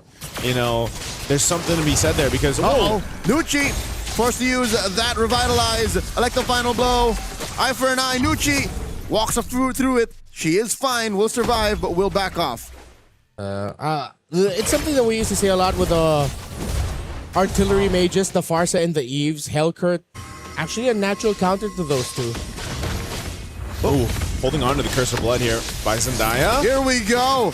Lightning form on the shifting skies. Unohana very low. He's in trouble. Nocturne draws first blood. Nucci secures the turtle. This has gone wrong for Foot Esports as Cujo gets taken down as well. It's all Falcon Vega Mena. Hey, talked about the comfort picks on the side of Foot. Nocturne look really comfortable playing that Sora. Great flicker to the side to make sure you get those fists up in the air to connect. And that was just a perfect start for Falcons Vega, for that turtle, for this game. The layering of all of their skills together, it is difficult to fight, even just looking at the Belleric. Yeah, Nora didn't have a choice. You know, she was there, but she's like, yeah, I'm not jumping in on that. Because you have a very small window of opportunity when you're on this Hellcurt, especially early on against these more tanky heroes that Falcons Mena have. And, wow, what a cut up here by Unohana. Nocturne gonna go ahead and try to catch her, but again, this is what I was thinking. The damage potential early on from a Hellcurt plus a Benedetta could result into something, but Nora, for the most part, is just pretty much stopped in our tracks. Well, now that the Hellcurt's level 4, things might change. And they find Nana. RWM by Syrinx. Dark Knight Falls coming through, but Nora falls first. Nana gets taken down, and Nucci, 2 for 1. Good trade. Foot Esports able to recover. Just got a preview of what I was thinking, right? Whether it's Dark Knight Falls or not, the RWM plus Electro Final Blow, and then here comes a Hellcurt to clean up. That can also be devastating. This is worrying. We just saw potentially how wrong it could go for Falcons Vega Mena because they don't got a Purify. That's a double Petrify lineup. Yep, and in that situation, I believe it was the ultimate of the Carmilla that Zendaya was able to steal away, meaning that it's not a good time when you're all sticking together. Fighting under a box, that's what Carmilla loves to fight against. While for Foot, they don't have a direct box. It's very free-flowy. They will have a box if Zendaya decides to steal the ultimate of the Eve. Oh, Cujo rolling up, finds names, has no flicker, has no Purify, gets taken down, and then the Turkish twist begins. They push down bottom, trading it for the turtle. This is exactly what we saw them do yesterday, and now turtle looks to be security over here for Falcons Mena. Not much that can be said about that, but Foot Esports, I think they're happy with this. They're going to continue to play around the power of this. Oh, Nora, Dark Knight Falls. They jump and dogpile on a Syrinx. Then Nucci will answer with a Wrath of the Dryads, but there's no really follow through here. Unohana, what's she thinking? Goes right through to the back. Sword Intent through. Electro Final Blow will not be able to juggle the damage. Serving up a kill to names. All right, Nocturne has Unohana's number right now. Yeah, I'm not sure. She's just not in the position that she wanted to be in, so they do swap it up. They've got Mieko up there now up top. She's going to handle that after already taking down the bottom tier 1. This is also something that Falcons Mena want to take note of.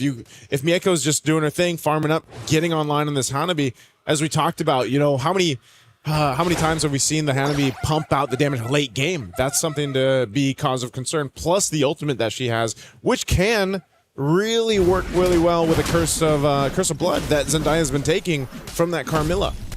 Yeah, it seems like that's the only ultimate that she's been taking so far. But once they start to get really creative with it, Falcons Vega just get so annoyed. Still though, Falcons Vega has her own Curse of Blood. Oh my lord, nowhere for Nora to go. Whoa. That Wrath of the Dryad was chef's kiss. Nothing you can do against that. That's just perfect timing, perfect execution by Falcons Vega. A little bit more of that, and they can start building a lead for themselves. Still, it's good to see that right now it's anyone's game. It just depends on when you get to execute and how you do it. Uh-oh. Mieko here. Forced to use that Aegis. RWM by Syrinx. The jump in by Cujo. And the back line taken care of, forcing names to back off and flicker. The shutdown on the Syrinx. Names helping score a kill. Unohana falls once again. Nora looking to hunt down Names. Jumps on her, puts deadly poison stingers on, but Names stops her from finishing the job. Not enough damage and just enough lifesteal and crowd control to provide the space. That is a highlight for Names.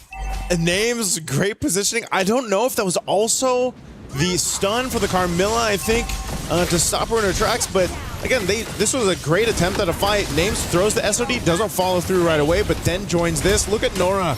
She goes for Names. And Nana's ready. Yeah, she has the stun available too, so she's able to go ahead and stun them and keep her alive.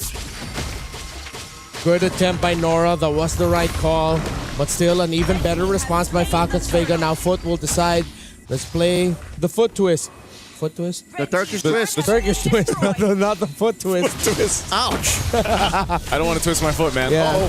Unohana versus 4, trying to clear the waves, and she gets hit by a Spear of Misery, and she will survive this time, keeping herself scarce, safe from 4 members of Falcons Vega. Man, I knocked her now, gets caught by 4 herself up top, and she gets taken down. Ooh, the trades happen across the map objectively and for the kills. Right now, mid lane, both tier 1s are up. Oh, Nora, where's she going? Nora dashes through. Unohana looking for some. Holding on to that Petrify, uses it to escape. RWM, it's Zendaya who gets caught out. Nucci down to a third of her health. Oh, Mieko is too far off. Imagine the free hits from that Hanabi from this range. Nora looking for the engage, jumps in on Nana.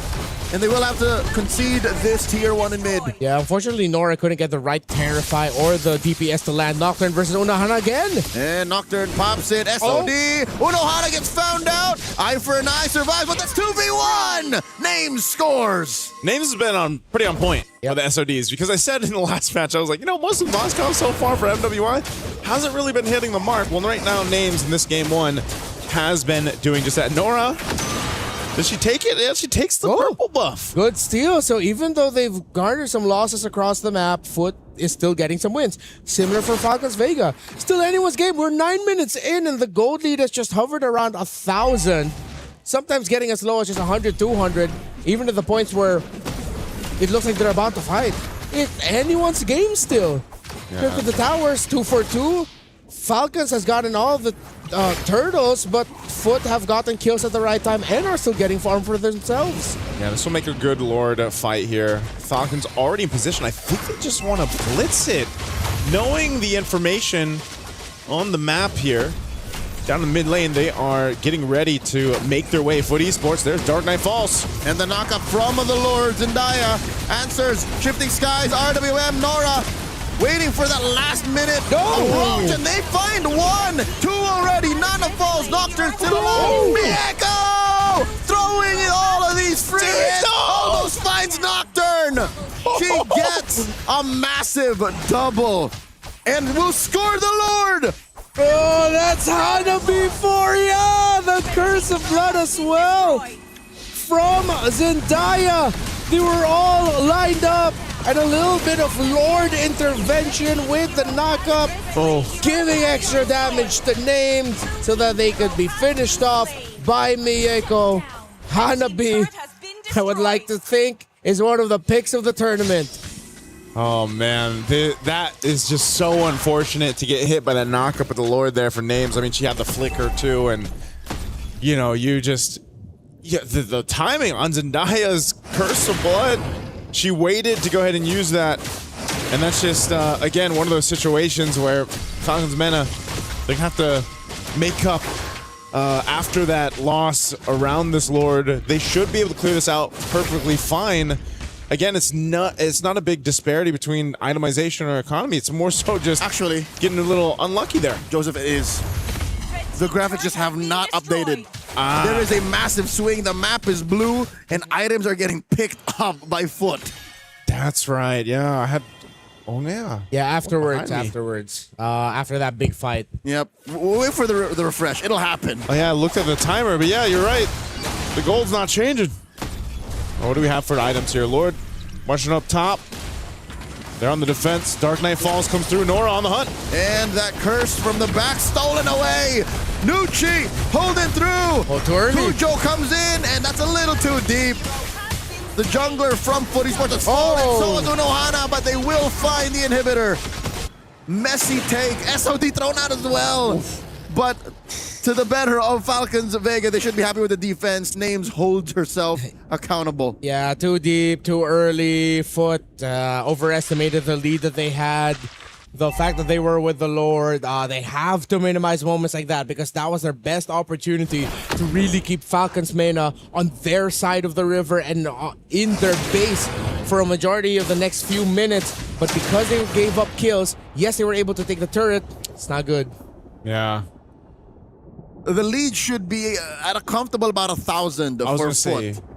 for Foot, right? Yeah, after that sequence, it should be up by just 1,000 for Foot, and then maybe building back up because it's so hard to catch up to the farming speed of a Hanabi that is just allowed to do her thing. Yeah.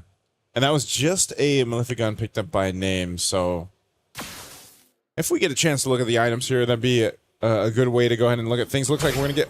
Didn't we? Okay. Almost there. Timer reset too. We went back in time. Groundhog Day. Trying to not knowing the time right now is kind of throwing me off. Well, Lord's coming up in 4. That's what we do know. That's That's me the without a timer watch. that we do have. That's Lord 2. Oh, they're trying to make it play down bot though. Lord It looks 2. like. Okay. SOD no one home. This would be thrown out. They know she's down there for names. Now Zendaya once again holding on to this Curse of Blood. Lantern pick up. They're actually going to keep Unohana down there too. She's going to clear that wave. Just reset on the Lord. It looks like, again, everyone is scrambling around here. With the magic lantern picked up here by Zendaya. This is going to be really... What? They force Nocturne to come in. She does find the mark. Lightning form from the shifting skies will pick off Nora. And the Lord now approaching half health. Damage on a Nocturne. Nocturne looking to survive, but Unohana has evil intent. It's Nana here.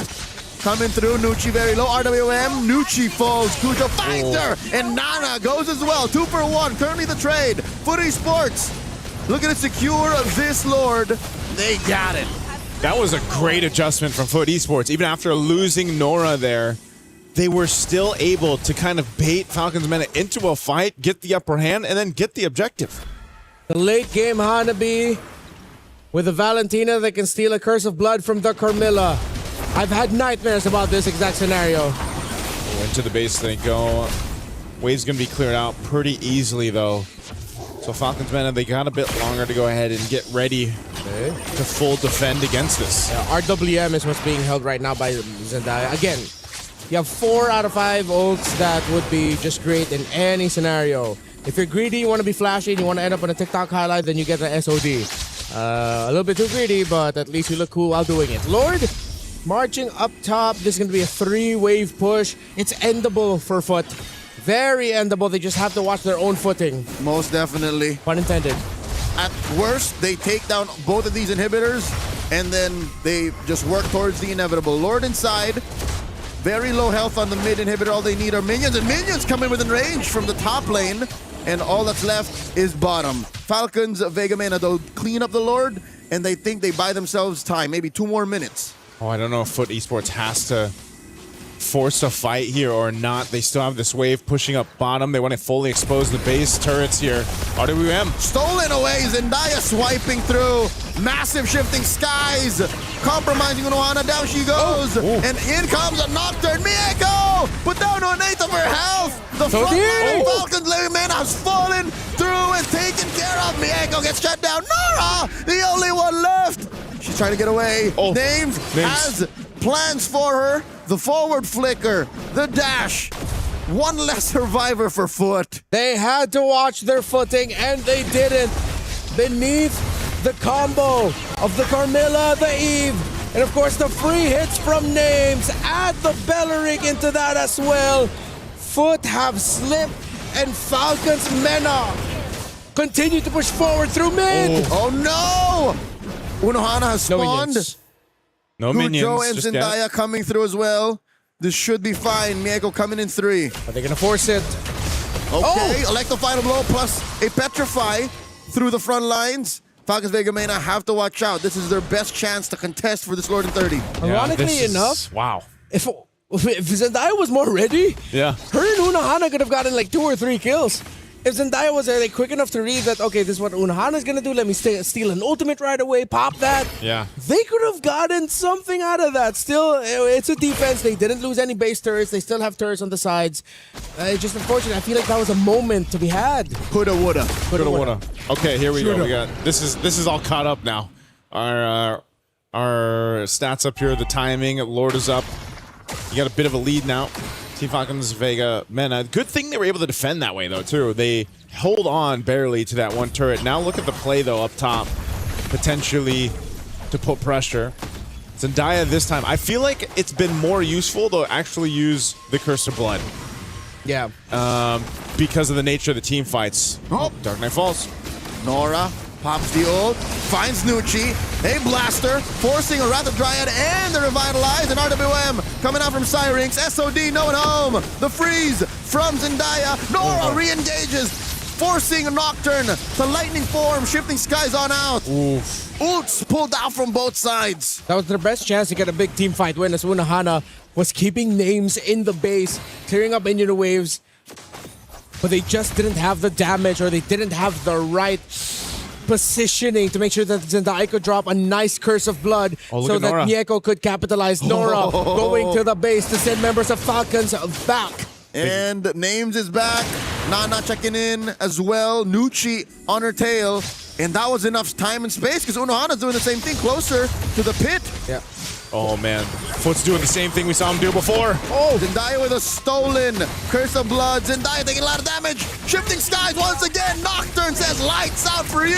And Nocturne is Syrinx. A tag team of damage and crowd control. Nice. SOD one more time. As Unohana falls, but Mieko. The free hits are enough, trading out for her as well. 2 for 4, Cujo. The only one left. Off their timing, Foot. Mistimed the usage of the Curse of Blood. Weren't in the right position. This is definitely endable for Falcons. Cujo alone versus 3 and a wave. They will pop her immortality. And Cujo can only delay the inevitable. Nocturne gets her immortality down. It's about 8 seconds before Zendaya comes in. Falcons of Vega Mena take game 1. Approaching the 20-minute mark there. Falcons Mena make it happen with a base defense and a team fight that was interesting because you have to defend your base. You're forced to fight because you have to deal with everything else that Foot Esports was throwing at them. I think Foot Esports almost twisted their own gameplay. Yeah, it felt like one of those scenarios where they were ready to go for a really great move, but then they realized there was a loose pebble on the floor and then they just sprained their ankle just a little bit. They twisted their own foot.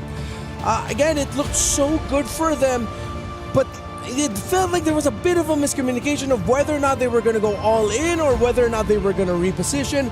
The telling sign of that is when that Curse of Blood was dropped down, it looked like it was dropped at an awkward spot, at an awkward time, because the box of Foot was broken real quick by Falcons. But to be fair, they never had a real box. Yeah. They're always freestyling. If anything, the only real box that they're playing with is the map. And I think they should have kept to their MO. Yeah. It's one of those things where the nature of Foot Esports, the way they play, it kind of ruined their game plan, I feel like, through the course of the game. They got confused maybe 20-30% of the almost 20-minute game. Yeah. Because sometimes you're going like, yep, clearly they're going for the split. And then sometimes they're going, maybe we can fight them. Maybe not, yeah. Yeah, so especially in the times wherein clearly they got the inhibitor, they got what they wanted. Bottom lane, their priorities were clear. I think there was definitely more macro in this that they could have tweaked to take Falcons Vega off of their main advantage, which is clean, honest 5-on-5 team fights. Yeah, it was a close game in terms of who was winning the fights, but Foot were in the lead in terms of controlling the map. Their macro was giving difficulty for Falcons. We saw a lot of back and forths, but in the long run, it was the towers of Falcons that were going down. It was them having to scramble, deciding who to send back. Usually the Moskov. to clear up the minion waves getting pushed by either the Benedetta or the Hellcurt. It's just one slip up, and seeing that slip up makes me think we're going to be seeing full 3 games for our very last series here on Stream B. Yeah, I really do think we go the distance for this one because, you know, for a while it was really looking like Foot Esports had this one, especially as they were about to take down the last base turret there. Names again with the Moskov, really good with the SOD, and even the timing, dealing with a Hellcurt have you. But yeah, this is one of those instances where you're like, what is the full game plan here that Foot Esports wanted to take into this fight? And they just duke it out. Anyway, Names clears things out, SOD lands, and this eventually wins them the game there. Was that fight? Syrinx held on. Syrinx had the trigger discipline with her real-world manipulation. She used it at the perfect time to punish an awkward engaged start by Foot. Syrinx may have had the cleanest game amongst any of the players here. Oh, yeah? The other 9, counting both her teammates and her opponents, Syrinx has my nod for MVP of Game 1. That's why the Eve, best mid laner right now. That's right. Best mid laner right now. The value of just a real-world manipulation, the ultimate alone, is so valuable because we have a lot of these team fights that are forced because of also the popularity of the Belric, right? You know that there's going to be an automatic fight. Just like when the Atlas was really picked up a lot, you know you're going to fight around that ultimate. So if Belric is the best roamer, Eve is the best mid laner, is it Moscow over Claude as the best gold laner? Esmeralda in the XP for sure. I would still think Claude, but there's a part of me also, and it's sad because there's a presence of the Belric. I like the superhero I got this moment that carries always bring to the table.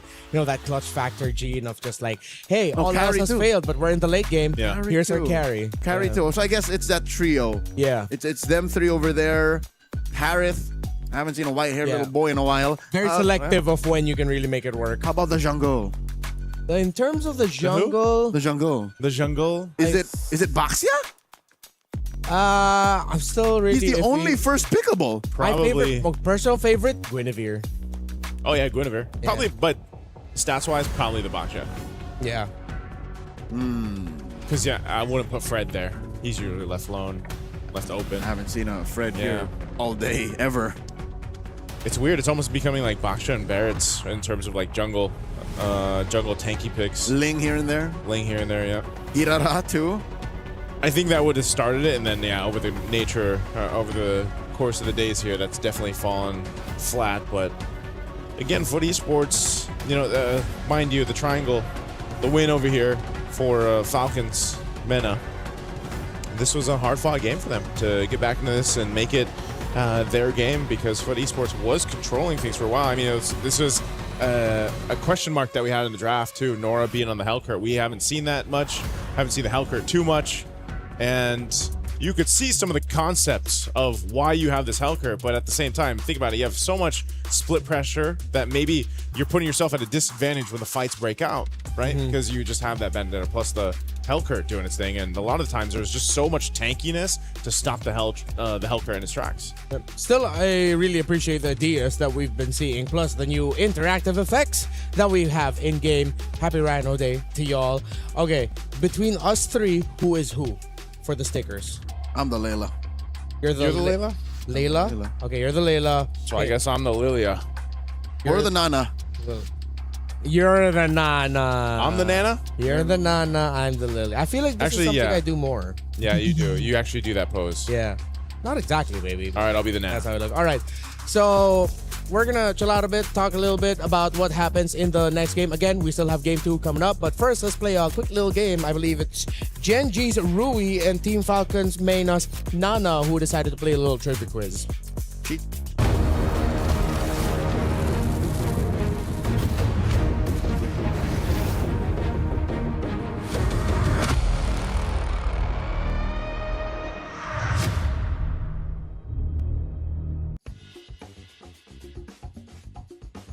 Hey everybody, welcome to MWI EWC 2026. Today, we're gonna have 2 competitors, Nana and Rui. They'll be going in a fierce battle up against each other of true or false. First statement, there are 132 playable heroes in MLBB. True. Ooh, it's false. Oh yeah, so you were close. I get why you said true. It's a point over to Nana. You guys ready for the second one? Yeah. Tamiz is Dairoth's mentor. 1, 2, 3. True. Yes. It is true. It's 2 points for Nana. Statement number 3. Melphic Roar increases physical penetration by 20%. 1, 2, 3. False.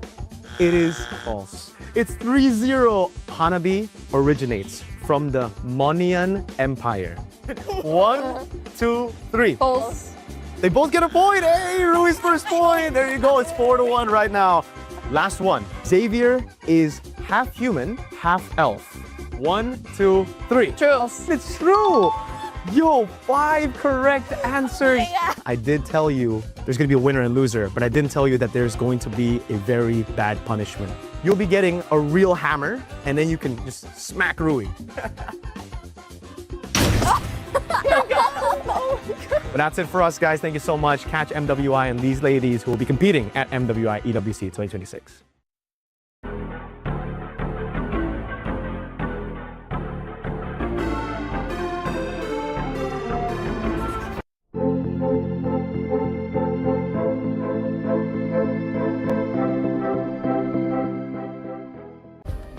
Play is in our DNA.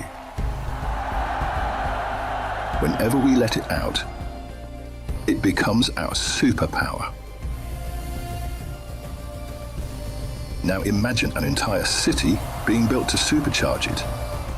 Kadir City, powered by play. We were there. For every click, every clutch, every respawn. We were there for the years of grind. And we're here. Now. The proud founding partner of EWC. Powering the biggest event in gaming. Shoulder to shoulder with the world's best. Making history. Greatness deserves a stage. Lenovo Legion. Reach your impossible.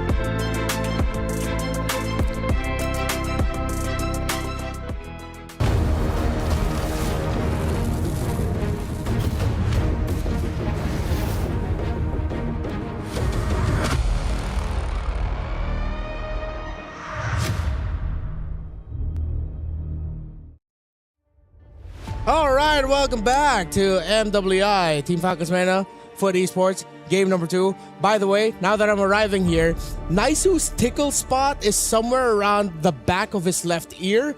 Meanwhile, Leo does not get tickled, but you can make him laugh by showing a video of cats. What are you saying? I'm not going to laugh. I'm going to go, oh. Just talking to yourself over here? Nope. What do you mean? We're live. I'm talking to the people. The people that you decided to be late for. They, the people, understand. Yeah. They will be here regardless. All right, so there was also a game of rock, paper, scissors going on. The coach beat 4 out of his 5 players on the side of Foot Esports. Hey, that happens every time. He did this yesterday too, right? I like Coach Coins. Coins Black, yeah. He played a 3-way game.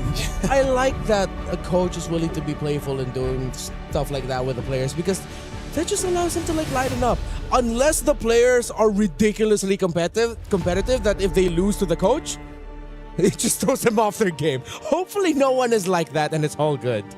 Yeah. We're already in the draft, by the way. Esmeralda Atlas being the bans for Foot. Meanwhile, the Marcel and the Matilda gets taken out. Okay. Nothing changing. I think at least for Foot. Same bans, yeah? From last game? I think very similar. And on the other side, Paquito, Matilda, Marcel, banned out. Well, earlier Foot banned out the Fovius.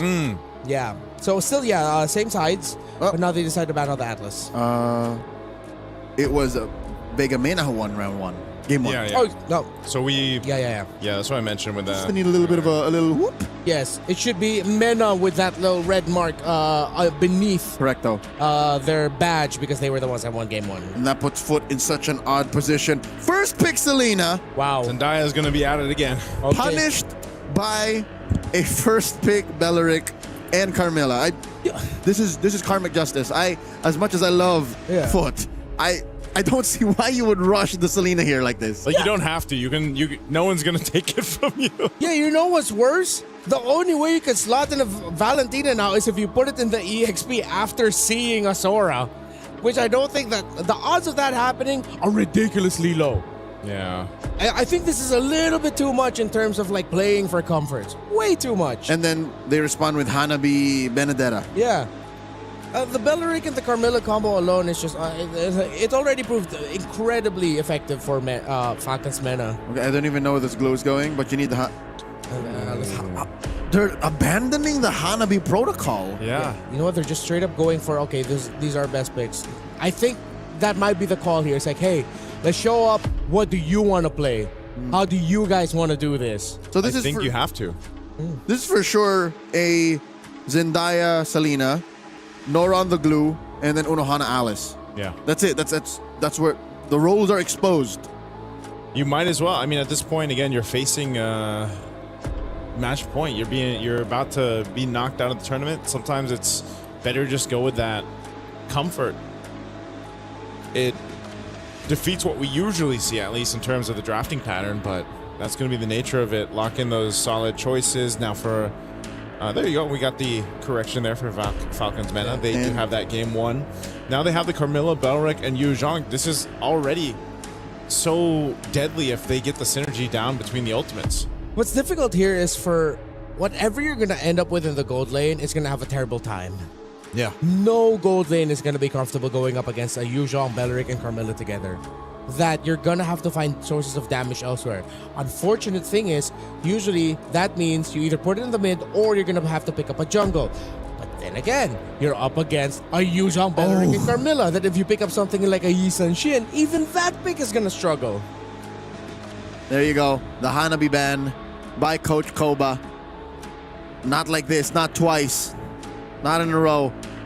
Well, Foot gets rid of Syrinx's Eve.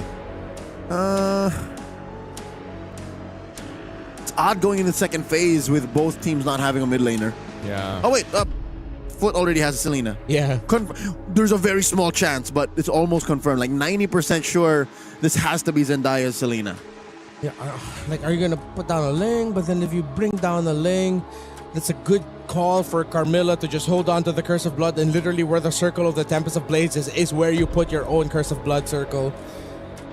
Ay. It's my analytical take for this one.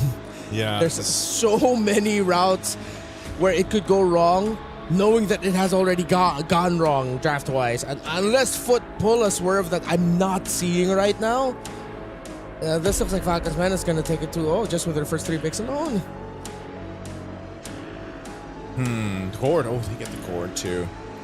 This is a cherry on the top of what you just explained, Renmar. Because now if you do land all that kind of AoE that you have with the Wrath of Dryad plus that Curse of Blood, and then you have a Mystic Gush to work against, how are you going to fight this if you're Foot Esports? These next 2 picks might make some sense here.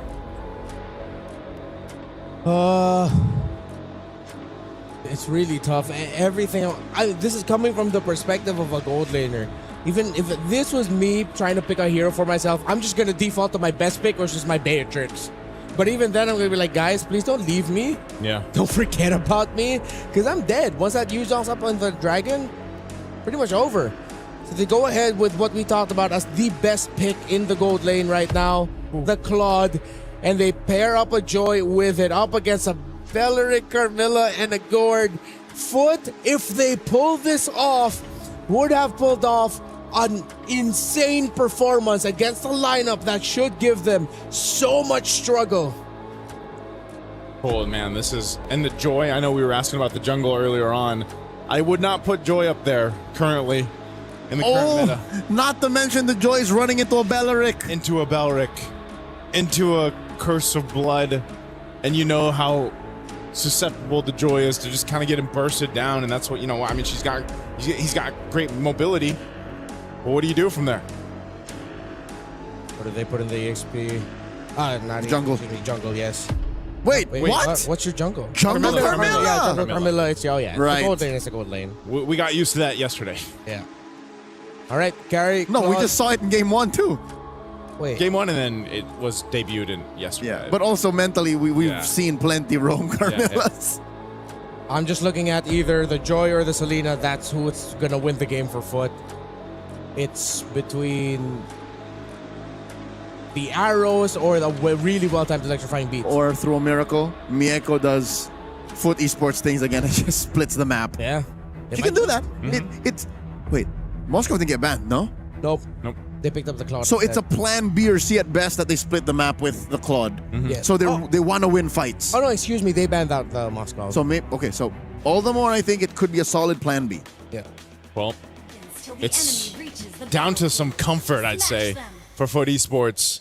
Again, they were in high spirits before the draft. Let's see if they can continue their lives here in MWI EWC 2026. They need to get a game to get to a game 3 and even out the series against Falcons Mena. We had a long game 1, 19 plus minutes. How will this one fare out? If they open up the map, Falcons does not have enough response to aggressive split pushing. They're going to have to send at least 2 every time. Meanwhile, the Cloud can pretty much solo a lane opposite of the major objective while just having one member of the team hovering around the bush and the river nearby. You don't need to be with it. Best case scenario, she can even double lane. Yes. And then just continue, depending on however the major objective fight goes down, to split push or join in Blazing Duet. Like, this is solid. Again, it's not like Foot Esports has a disaster of a draft. It's just very difficult, and there's a lot of cope involved for you to see how it might work out. Yeah, there's a lot of tendencies that have to fall in place for certain win conditions to come through. Let's see if they can make it happen again. No one goes down early on. It's been a while since we've seen the Joy come out as a successful pick, at least so far for MWI. How many times has it been We've picked seen up? once or twice over the past couple of days, yeah. I believe it lost the last time I saw it, but it did have a crazy stat line. Yep. Unohana taking a lot of damage between Nana and Nocturne. I mean, this is counterproductive. She'd like to stay underneath, these chunky heroes, but not like this, not now. She's not tanky just yet. She burned her flicker. Yeah, that flicker being gone. Turtle's up though, so let's see what ends up happening here. The team doesn't really want to fight this just yet. Zendaya did show us that she's very confident with the arrows yesterday. Searing's playing this close though too. She's got a flicker, but if she gets caught by one arrow, unfortunately, Searing's will go down. Yeah, really great arrows by Zendaya. Wow. She knows the angles here. This is why they picked it up so early on. Another arrow thrown out. Oh! Putting Syrinx down to half health. Answers with an athletic flicker and a gush. Down goes Unohana, but Kujo finds her. 1-for-1 trade. Nocturne already used the black dragon form. Zendaya throws out arrows once more, and Foot made their bed, and they're gonna lay in it. They're giving a turtle over in a trade for the purple. Good call by another Foot. arrow.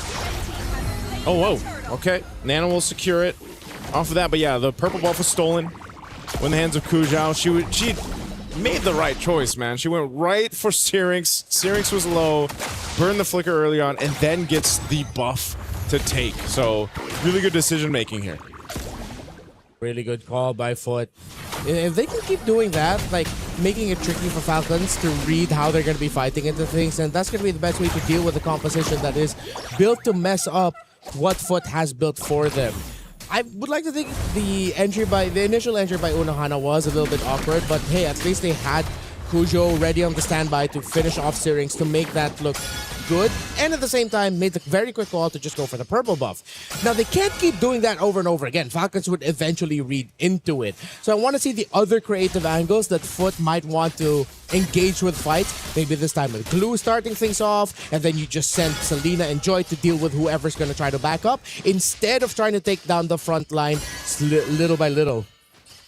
Yeah, at this point, too, a little lull in this game for down after that first exchange. It's up top. 2v2. Unohana taking a lot of damage. Gleams back. Nucci and Nora following up.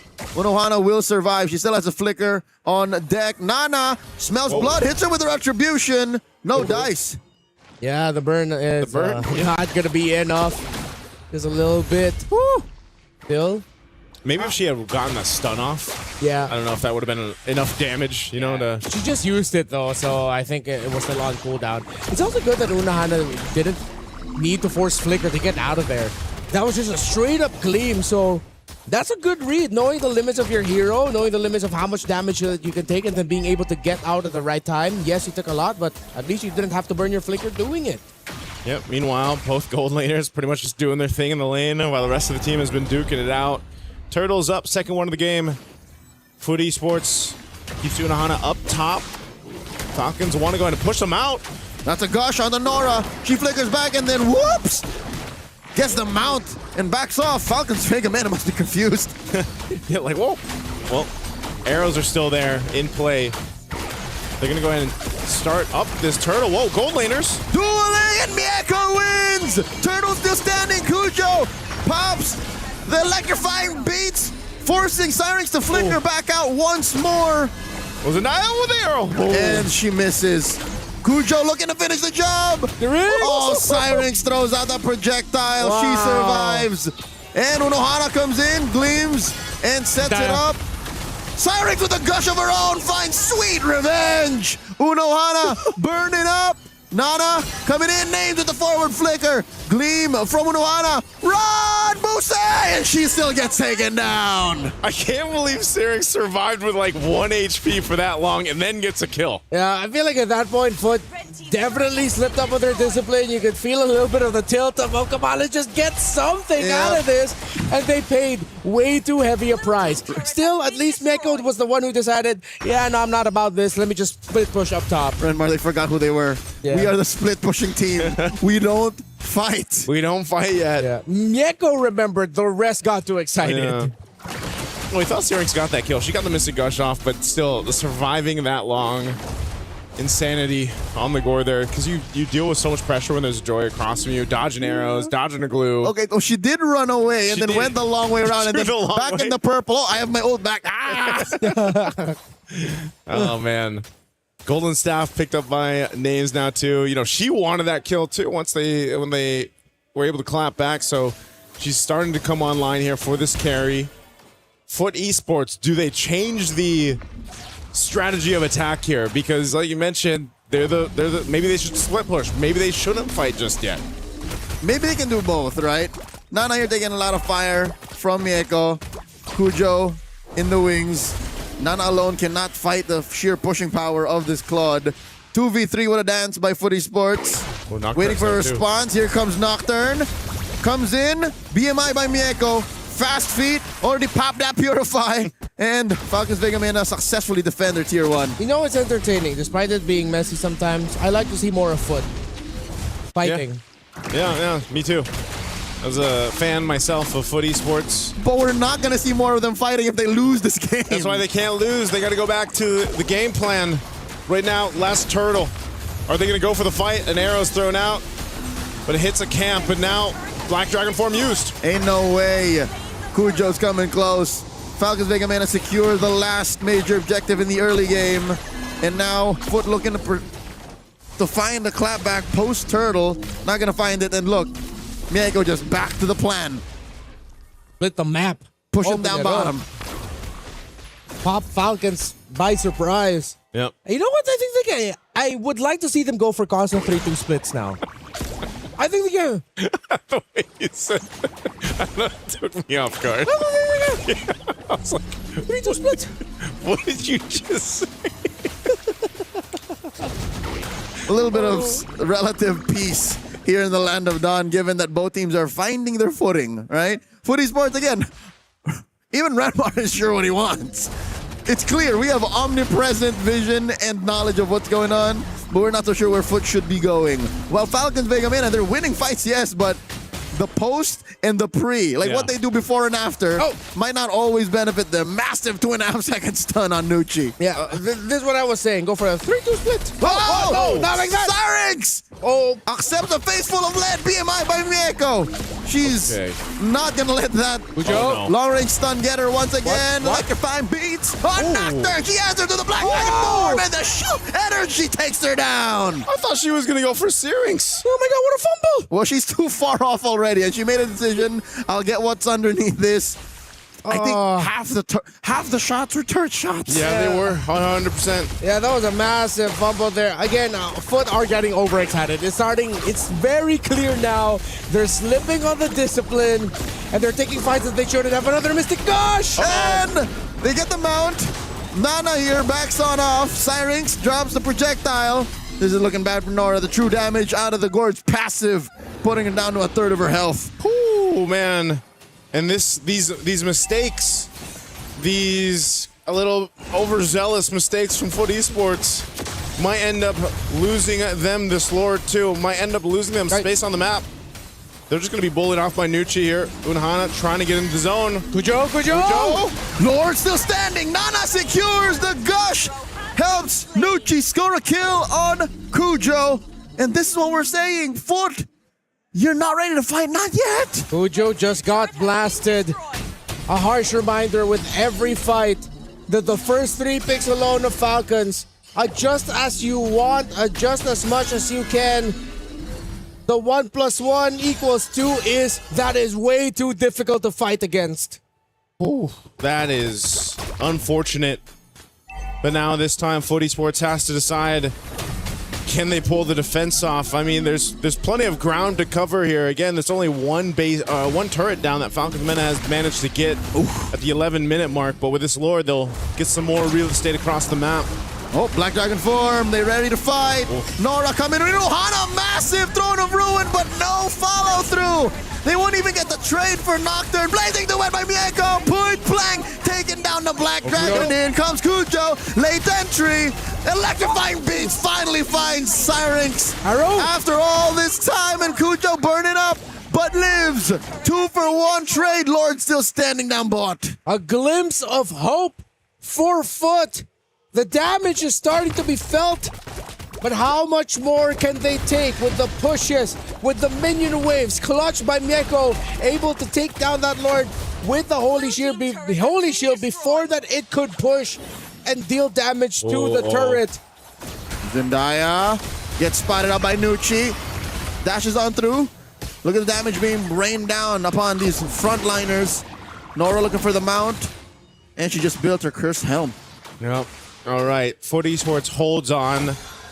They didn't lose too much of anything in the base turrets, but as we expected, Falcons Men got a few more turrets, about 4 of them off that first Lord, and I think that's something they're going to be happy about, just gaining more ways to find these fights around Foot Esports, because now that we're seeing the arrows, right, being continuously thrown out by Zendaya, it's landing on the marks, but how do you follow through off of that? Is it just an arrow? I mean, the concept of the arrows are very different from obviously having a gourd where he's just waiting for that setup. But Kujo has been the one, I feel like, that is causing a lot of problems for Falcons Mena. It's very problematic for Kujo. Compared to the last time we saw Joy, there's really way too much to deal with. The 2 deaths that Kujo has gotten has been her showing up, not having enough damage, and then just getting crowd control at the worst possible time that it's so easy to take the Joy down. That or neutral objective related deaths. Yeah. Not even what came to her, it's just the situation demanded her to be there. Yeah. Oh, Kujo. Uh-oh. No vision! She gets caught out! The Bellaric! The natural predator to the little Leonin. That's not on you. Yeah, that's y'all saw what happened. No vision. One of the rare moments you don't need to analyze. Syrinx gets knocked up. Nora looking for the mount, finds it on Names. Black Dragon form the answer back. Unohana finds him. Mieko served up a double kill to Unohana, and Nocturne falls as well. 1 for 3 trade underneath the Lord. They have no retribution, but they have the numbers advantage. A massive mistake from Falcons men, and Nana is trying to go for the Lord. Here comes Nana, she has the retribution. Whoa! And still finds it, survives at the last second. But it's a Pyrrhic victory for Falcons as they lose 4, and now they might have lost 5. Down goes Nucci, and so does the Tier 1 in mid. Footy Sports turn the tables. Plot twist after plot twist. They still have 2, but Syrinx is back. They're not going to be able to end it, though. Zendaya dashes through, jumps through the wall, survives, refusing to concede more bodies to Falcons. Vega Mena Lord spawns up top. Okay, before that amazing take from Nana to be able to get the Lord, keep them from keep themselves in the game, you have to take note to that fight. Even after they took out Kojo, the thing is, Names got caught by the glue, right? Nora was there, and Names has to be alive for these fights, so the positioning needs to be something to keep in track here for Falcons Mana, but great turnaround for Foot Esports. This has been the nature of some of their games over here at MWI. How are they on the defense, though? They look really good in the fight. They look good when they're splitting.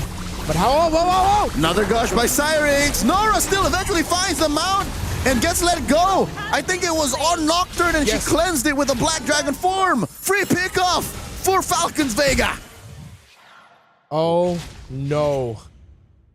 This is going to be a really bad defense. You have 3 waves coming in. Yep, without Nora. Look at Unahana, though. Can she find this gleam at Throne of Ruin angle? She has no Throne of Ruin. There it is. She clicked it. She missed. She only hit 2. Syrinx gets very low. Unahana falls. And Kujo coming in from the back. Finds Syrinx. Nucci with the enchanted hits. And Kujo falls. It's literally down to Zendaya now. Salinas are not known to defend. Not like this. In comes Nora. The wave is still standing. And Falcons Vega Mena drop Turkey's Pride 2-0. Falcons Mena, 3rd MWI in a row for Names, and she's going to the knockouts. You see what it means for them. Vindication at last. Well, unfortunately for Foot Esports, their journey and their tournament ends here. Thank you for your efforts, Foot. But it's time for Falcons. Nocturne, a daughter of Turkey, with her MENA squad victorious. And no regrets. Oof. Again, what a match. What a way to celebrate. What a game. What a game. I think we've seen more action in game 2 and more twists and turns than you could have collectively seen in a day. What man, what a way to come together, I feel like, for Falcons Mena.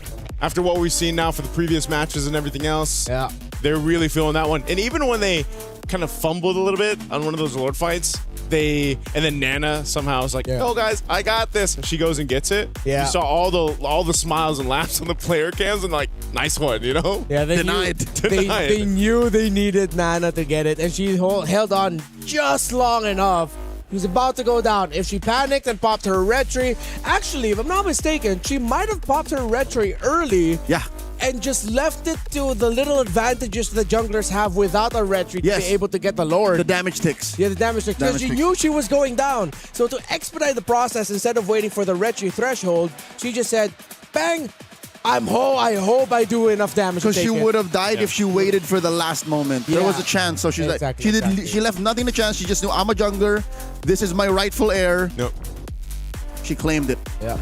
Oh man, we look at the highlights too. This was the concept of what we talked about with the composition from Falcons Mena. You saw it multiple times. I think it was also one of the things where eventually, Nora, as tanky as you are in a glue, she was doing her job. There's nothing against what Nora was trying to do. It's just they were able to go ahead and have enough damage throughput to burst her down to the point where Nora's gone. Your kind of composition will fall apart a bit, and that's why, Kujo was looking for those back angles to go through. Mieko was also trying to utilize all that time she's farmed up on the Claude. But again, I think Falcons Meta just did a really good job at adjusting on the flow. Here's Nana, where she goes in, makes this effort to take this Lord. I mean, look at that. Look at that move. That could have been just straight up mind games. She knew that they would target her first. Yeah. So she retreated and just targeted the Lord. Yeah, you saw the bit of a scramble here. Although that was a great move by Mieko Unahana, great attempt as well. But this is, again, the simple thing about the lineup, bang. Simple thing about the lineup is that even with just the Belleric, the Joy will already struggle. Because if you use your electrifying beats at a time where you cannot cleanse a little bit of that crowd control, you will just eat crowd control and get taken down really quick. That's the glass cannon nature of a Joy that Belleric excels against incredibly well. Yeah, if you have max stacks on electrifying beats, you're only immune to slows. Yes. Yeah. So a taunt or anything beyond that would put you down, and that's what happened here. Unfortunate because she knew what she was getting into. Yeah. Oh man. Pretty sure that was in Turkish. Yeah. Most likely. Nocturne feeling good. She was saying thanks. Thank you. Teşekkürler. Thank you for a great match. Is it Teşekkürler? Is it Teşekkürler? Something like that. Something like that. That's how you say thank you in Turkish. I've been trying to learn just that phrase for about 2 years now. Teşekkürler. Why are you saying it so quietly? Teşekkürler. Just to make sure? Yeah. Say it louder later. All right. I'll try later, maybe after the interview. Oh, she's wearing the shades. Okay, I'm excited. Do we have excited to see the. Okay, you guys can see a little bit. Nice to move. Let me move. You're already huge enough. Stop blocking the view. Oh my! Wait. There, see? There you go. There we Okay. go. Sneak peek. So we're gonna be going there in just a bit. You see Rachael, and I believe that is Is that Nucci? Nucci. Yes, Yep. Nucci. Nucci. All right, it's time. Okay, they're talking a little bit, and then once they stop talking, okay, you see the ready position? Rachael, let's go. Thank you so much, Renmar. We're up here on stage. Congratulations, you didn't get your key crush today. You look very excited. Could you talk to us about that? Yes, I'm very excited. I'm very happy to win this game. It was kind of the easiest game we have, but wait for much more. Wait. Easiest game. What do you mean by that? We didn't struggle. I mean, the first game we lost like 2-1. We won 2-1 and we lost a game. The second game yesterday against Galaxy, we lost 2-0. So we won this one 2-0. So this is obviously the easiest one we had. The easiest one that she's had at MWI so far. Now, I heard from yesterday that you mentioned that you were so excited to go up against Foot today. Why is that? Because the reason is they have always disrespected the MENA teams. They have always said that MENA has no god team. So I think if we won today against you, who's bad now? Who's bad now? I thought you prepared some glasses. Okay. Let's do it again. Okay, we'll give her a minute. Okay, 3, 2, 1. Yeah. She's feeling it 100%. She is feeling it. How did you bounce back from yesterday? Was it just because of that motivation? Well, we kind of was trolling yesterday against Galaxy because we wanted to go against Foot, because we wanted to be the one to eliminate them and break their own key. So yeah, you got it. Well, you've done that right now. You will be doing it as well later on. I'm going to start try hard again now. Okay, try hard. Next game is going to be quite interesting as well, because technically this time around you aren't going to be able to choose who you're up against. It's obviously either Team Ray Young or Geltec. Who do you think they'll choose first, and who do you think will be choosing you? I think I'll choose Geltec because I love Kiwi. I want to play against her. Oh, so you guys are friends? No, we're not. Oh, you're not friends. Oh, you're a fan. Why are you a fan of her? Because I like her. She's sweet. She's a kind person. I don't know. I just like her. Okay, we're feeling the excitement here up on stage. And of course, we do want to ask, finally, do you have any messages to all your fans back at home? Thank you all for your support. Thank you all for you keep encouraging me even if I'm losing. So thank you so much, and wait for much more. Wait for much more, and wait we shall. Thank you very much, Nucci. And we're going to throw it over back to Renmar. Take it over. Teşekkürler. There we go. I finally said it There with with the energy. Why would you say that to her? Thank you. She's from Egypt. I'm seeing the both of them. None of them are from Turkey, but still. Shukran. Let me do my thing. Shukran. Makasi. All right. Salamat. Hi, I'm Renmar. As Eterna said, Nucci, I love the energy that Nucci brought over to that interview. I don't know if there's like things going on between them and Foot, but at the end of the day, what matters is Nucci got the last laugh over Foot Esports. I think that's a win already. Yeah.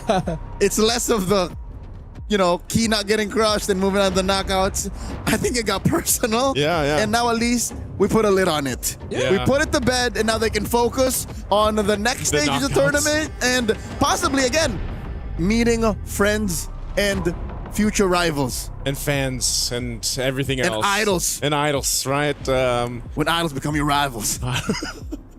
Hey, this is... Too bad Nucci's a gold laner. Yeah. Oh, yeah, so she'll meet her eventually in the team fight. A roamer, sorry. Yeah.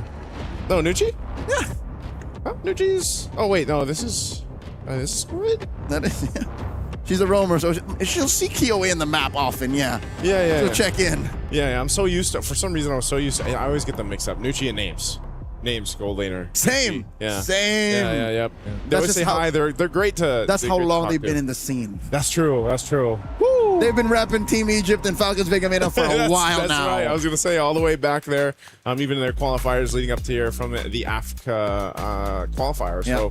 So, great to see them. And also, it's always nice. I really have to say, the women MLBB player interviews, they're great. I hope we have more of that in the future, too. Fellas, step up. You know what to do. It's because the dudes of MLBB are so, what's that word, superstitious. Every time they think it's like, oh, if we show a little, trash talk a little bit just for fun, or like show a little bit of spunk and energy like that, you know what happens? They think they're gonna lose. That's on them. And then when they do lose, after doing that, they're gonna say, oh, I'm not gonna do that again because when I do that, we lose because I think we got karma. It's not about karma, it's about skill. All right. Here's the thing. The GOAT himself is not afraid. Yeah. And that's the highest level of achievement. Yeah. And he still does it. Yeah. Who are anyone else around the scene to say he's doing it wrong?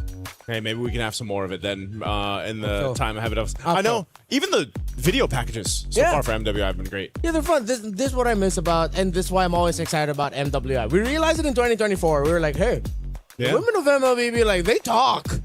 And they play really good. Okay, and then 2025, we thought, all right, I wonder if we're going to see more of it. We saw a lot more of it. And now this year, even more. So it gets even more entertaining. And on Stream B.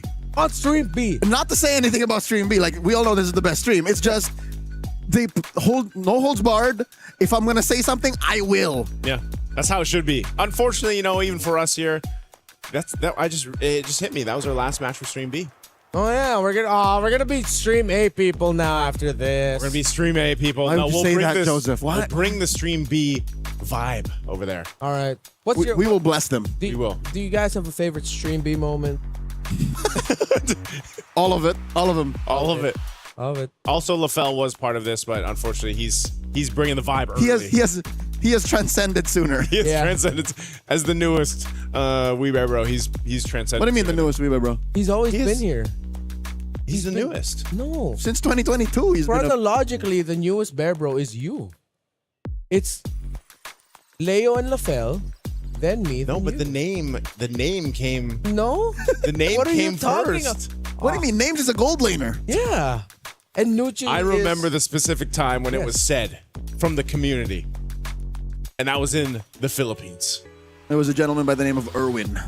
Who coined said term, and that made us part of a community that we didn't know we were part of, and then here we are now. Now you're all part of it. That we unintentionally became a part of, but we're very happy to be part of that community. It's time to look at the Key Crush now, as Falcons very happy that they were the team that eliminated Foot Esports. It's Nocturne! Of course, it's Nocturne to do it!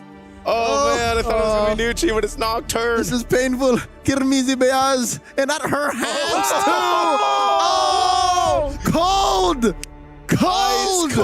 I want a Nocturne jersey. Falcons, can I get a Nocturne jersey, please? Oh man, I love the OG Falcons members, but Nocturne's my current favorite. Yeah, I'm a Nocturne bias. She's brought fire to the lineup. Flip that. Oh man! Oh, so many shards.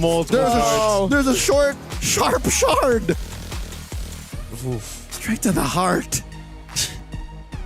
He's proud. Yeah, what a way to crush that key.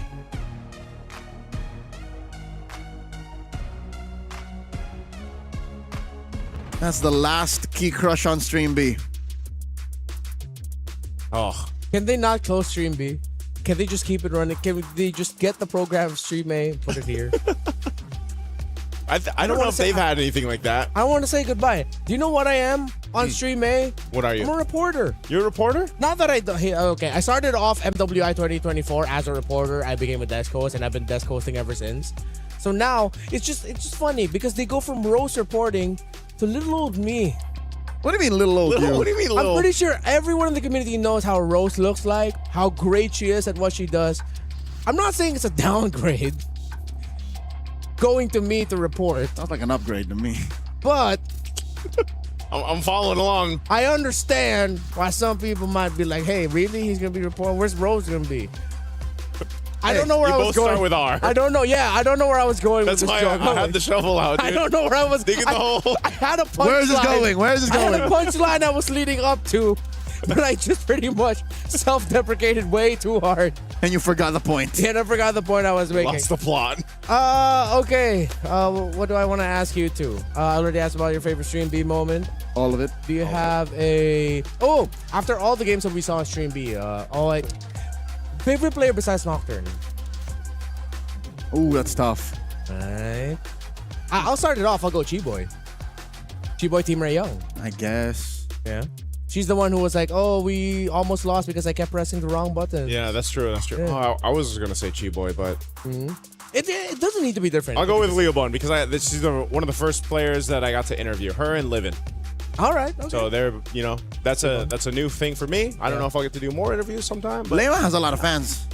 Count me as one of them. Lema of Galaxy Phoenix. Oh, yeah. Yeah. She was fun. Lema? Lema. Yeah. Oh, right. You got to interview GXP. We all got to interview a bit, huh? Yeah, we did. Did Even LaFell? Yeah. Yeah, he did. Day one, he did. Day one. Yeah. That's right. Day Oh, one. yeah. Wow. We did everything here on Stream B. Stream A has like 27,000 talents. People. Yeah. And Stream B has us four. We Bear Bros. We Bear Bros since 2022. And I see little Chloe over there, right there. Who? Little Chloe. Jose. Oh, yeah, that's Chloe. That's Little Chloe. Jose. Little Jose. We got our friend. Jose He's a talent as well, but also today he's working as a technical officer. Yeah. Jose Ian. Officer, man. Let's look at the brackets on your screen right now. I think we have the results as well from Group A. What's been happening over in Group A? Stream A. The last time we checked, Navi. That's B though. That's Stream. That's no Group B. We closed up Group A for sure. Yeah, Okay, yeah. Team Ray Young, Celtic Cyber Team, Team Falcons ID swept Twisted Minds, while Seta swept Virtus Pro is what we saw. So those are the teams from Group A advancing. Okay, and then what do we have here for the results for Group B? Give The us the anticipation update. is killing me. Okay, so the upper half is good. Vitality, Galaxy Phoenix, and Navi swept Genji. Former finalist and former champions had to meet here, and only one moves forward. And of course, Team Falcons Mena. It's an unfortunate look that the Stream B closers are all Filipinos. Ooh. But thank you, Genji, Navi, advances.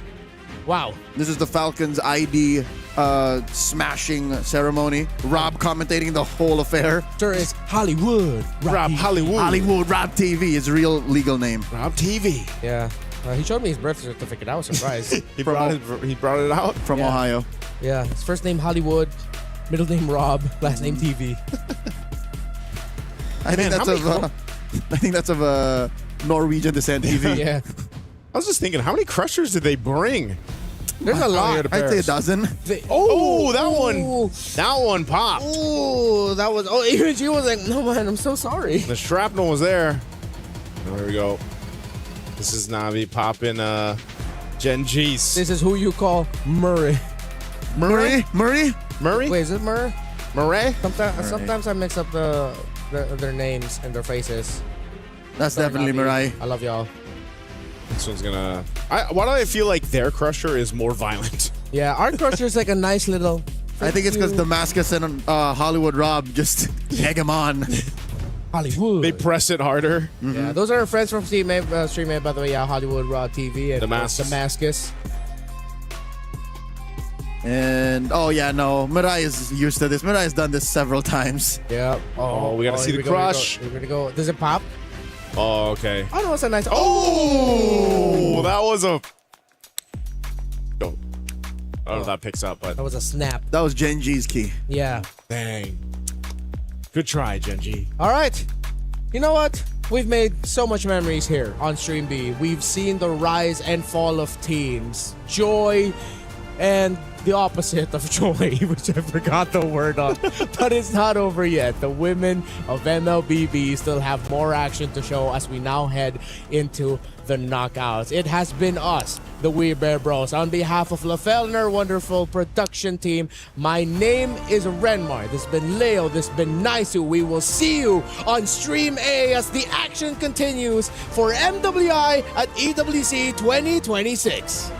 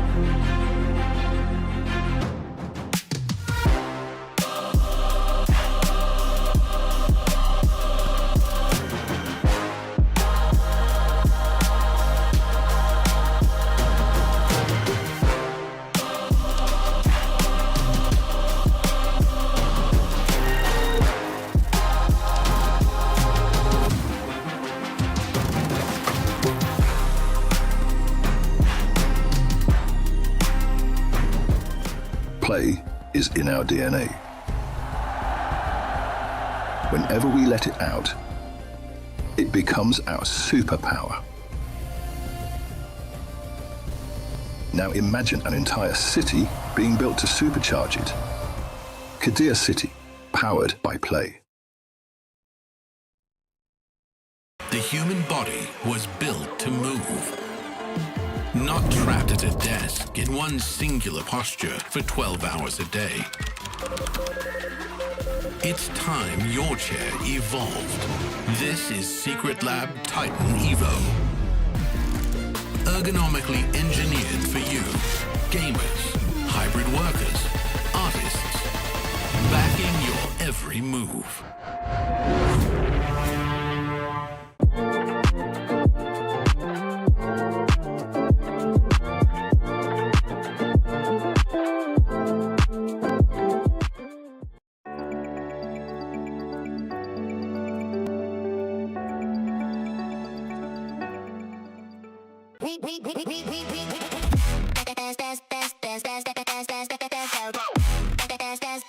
We book Esports World Cup up.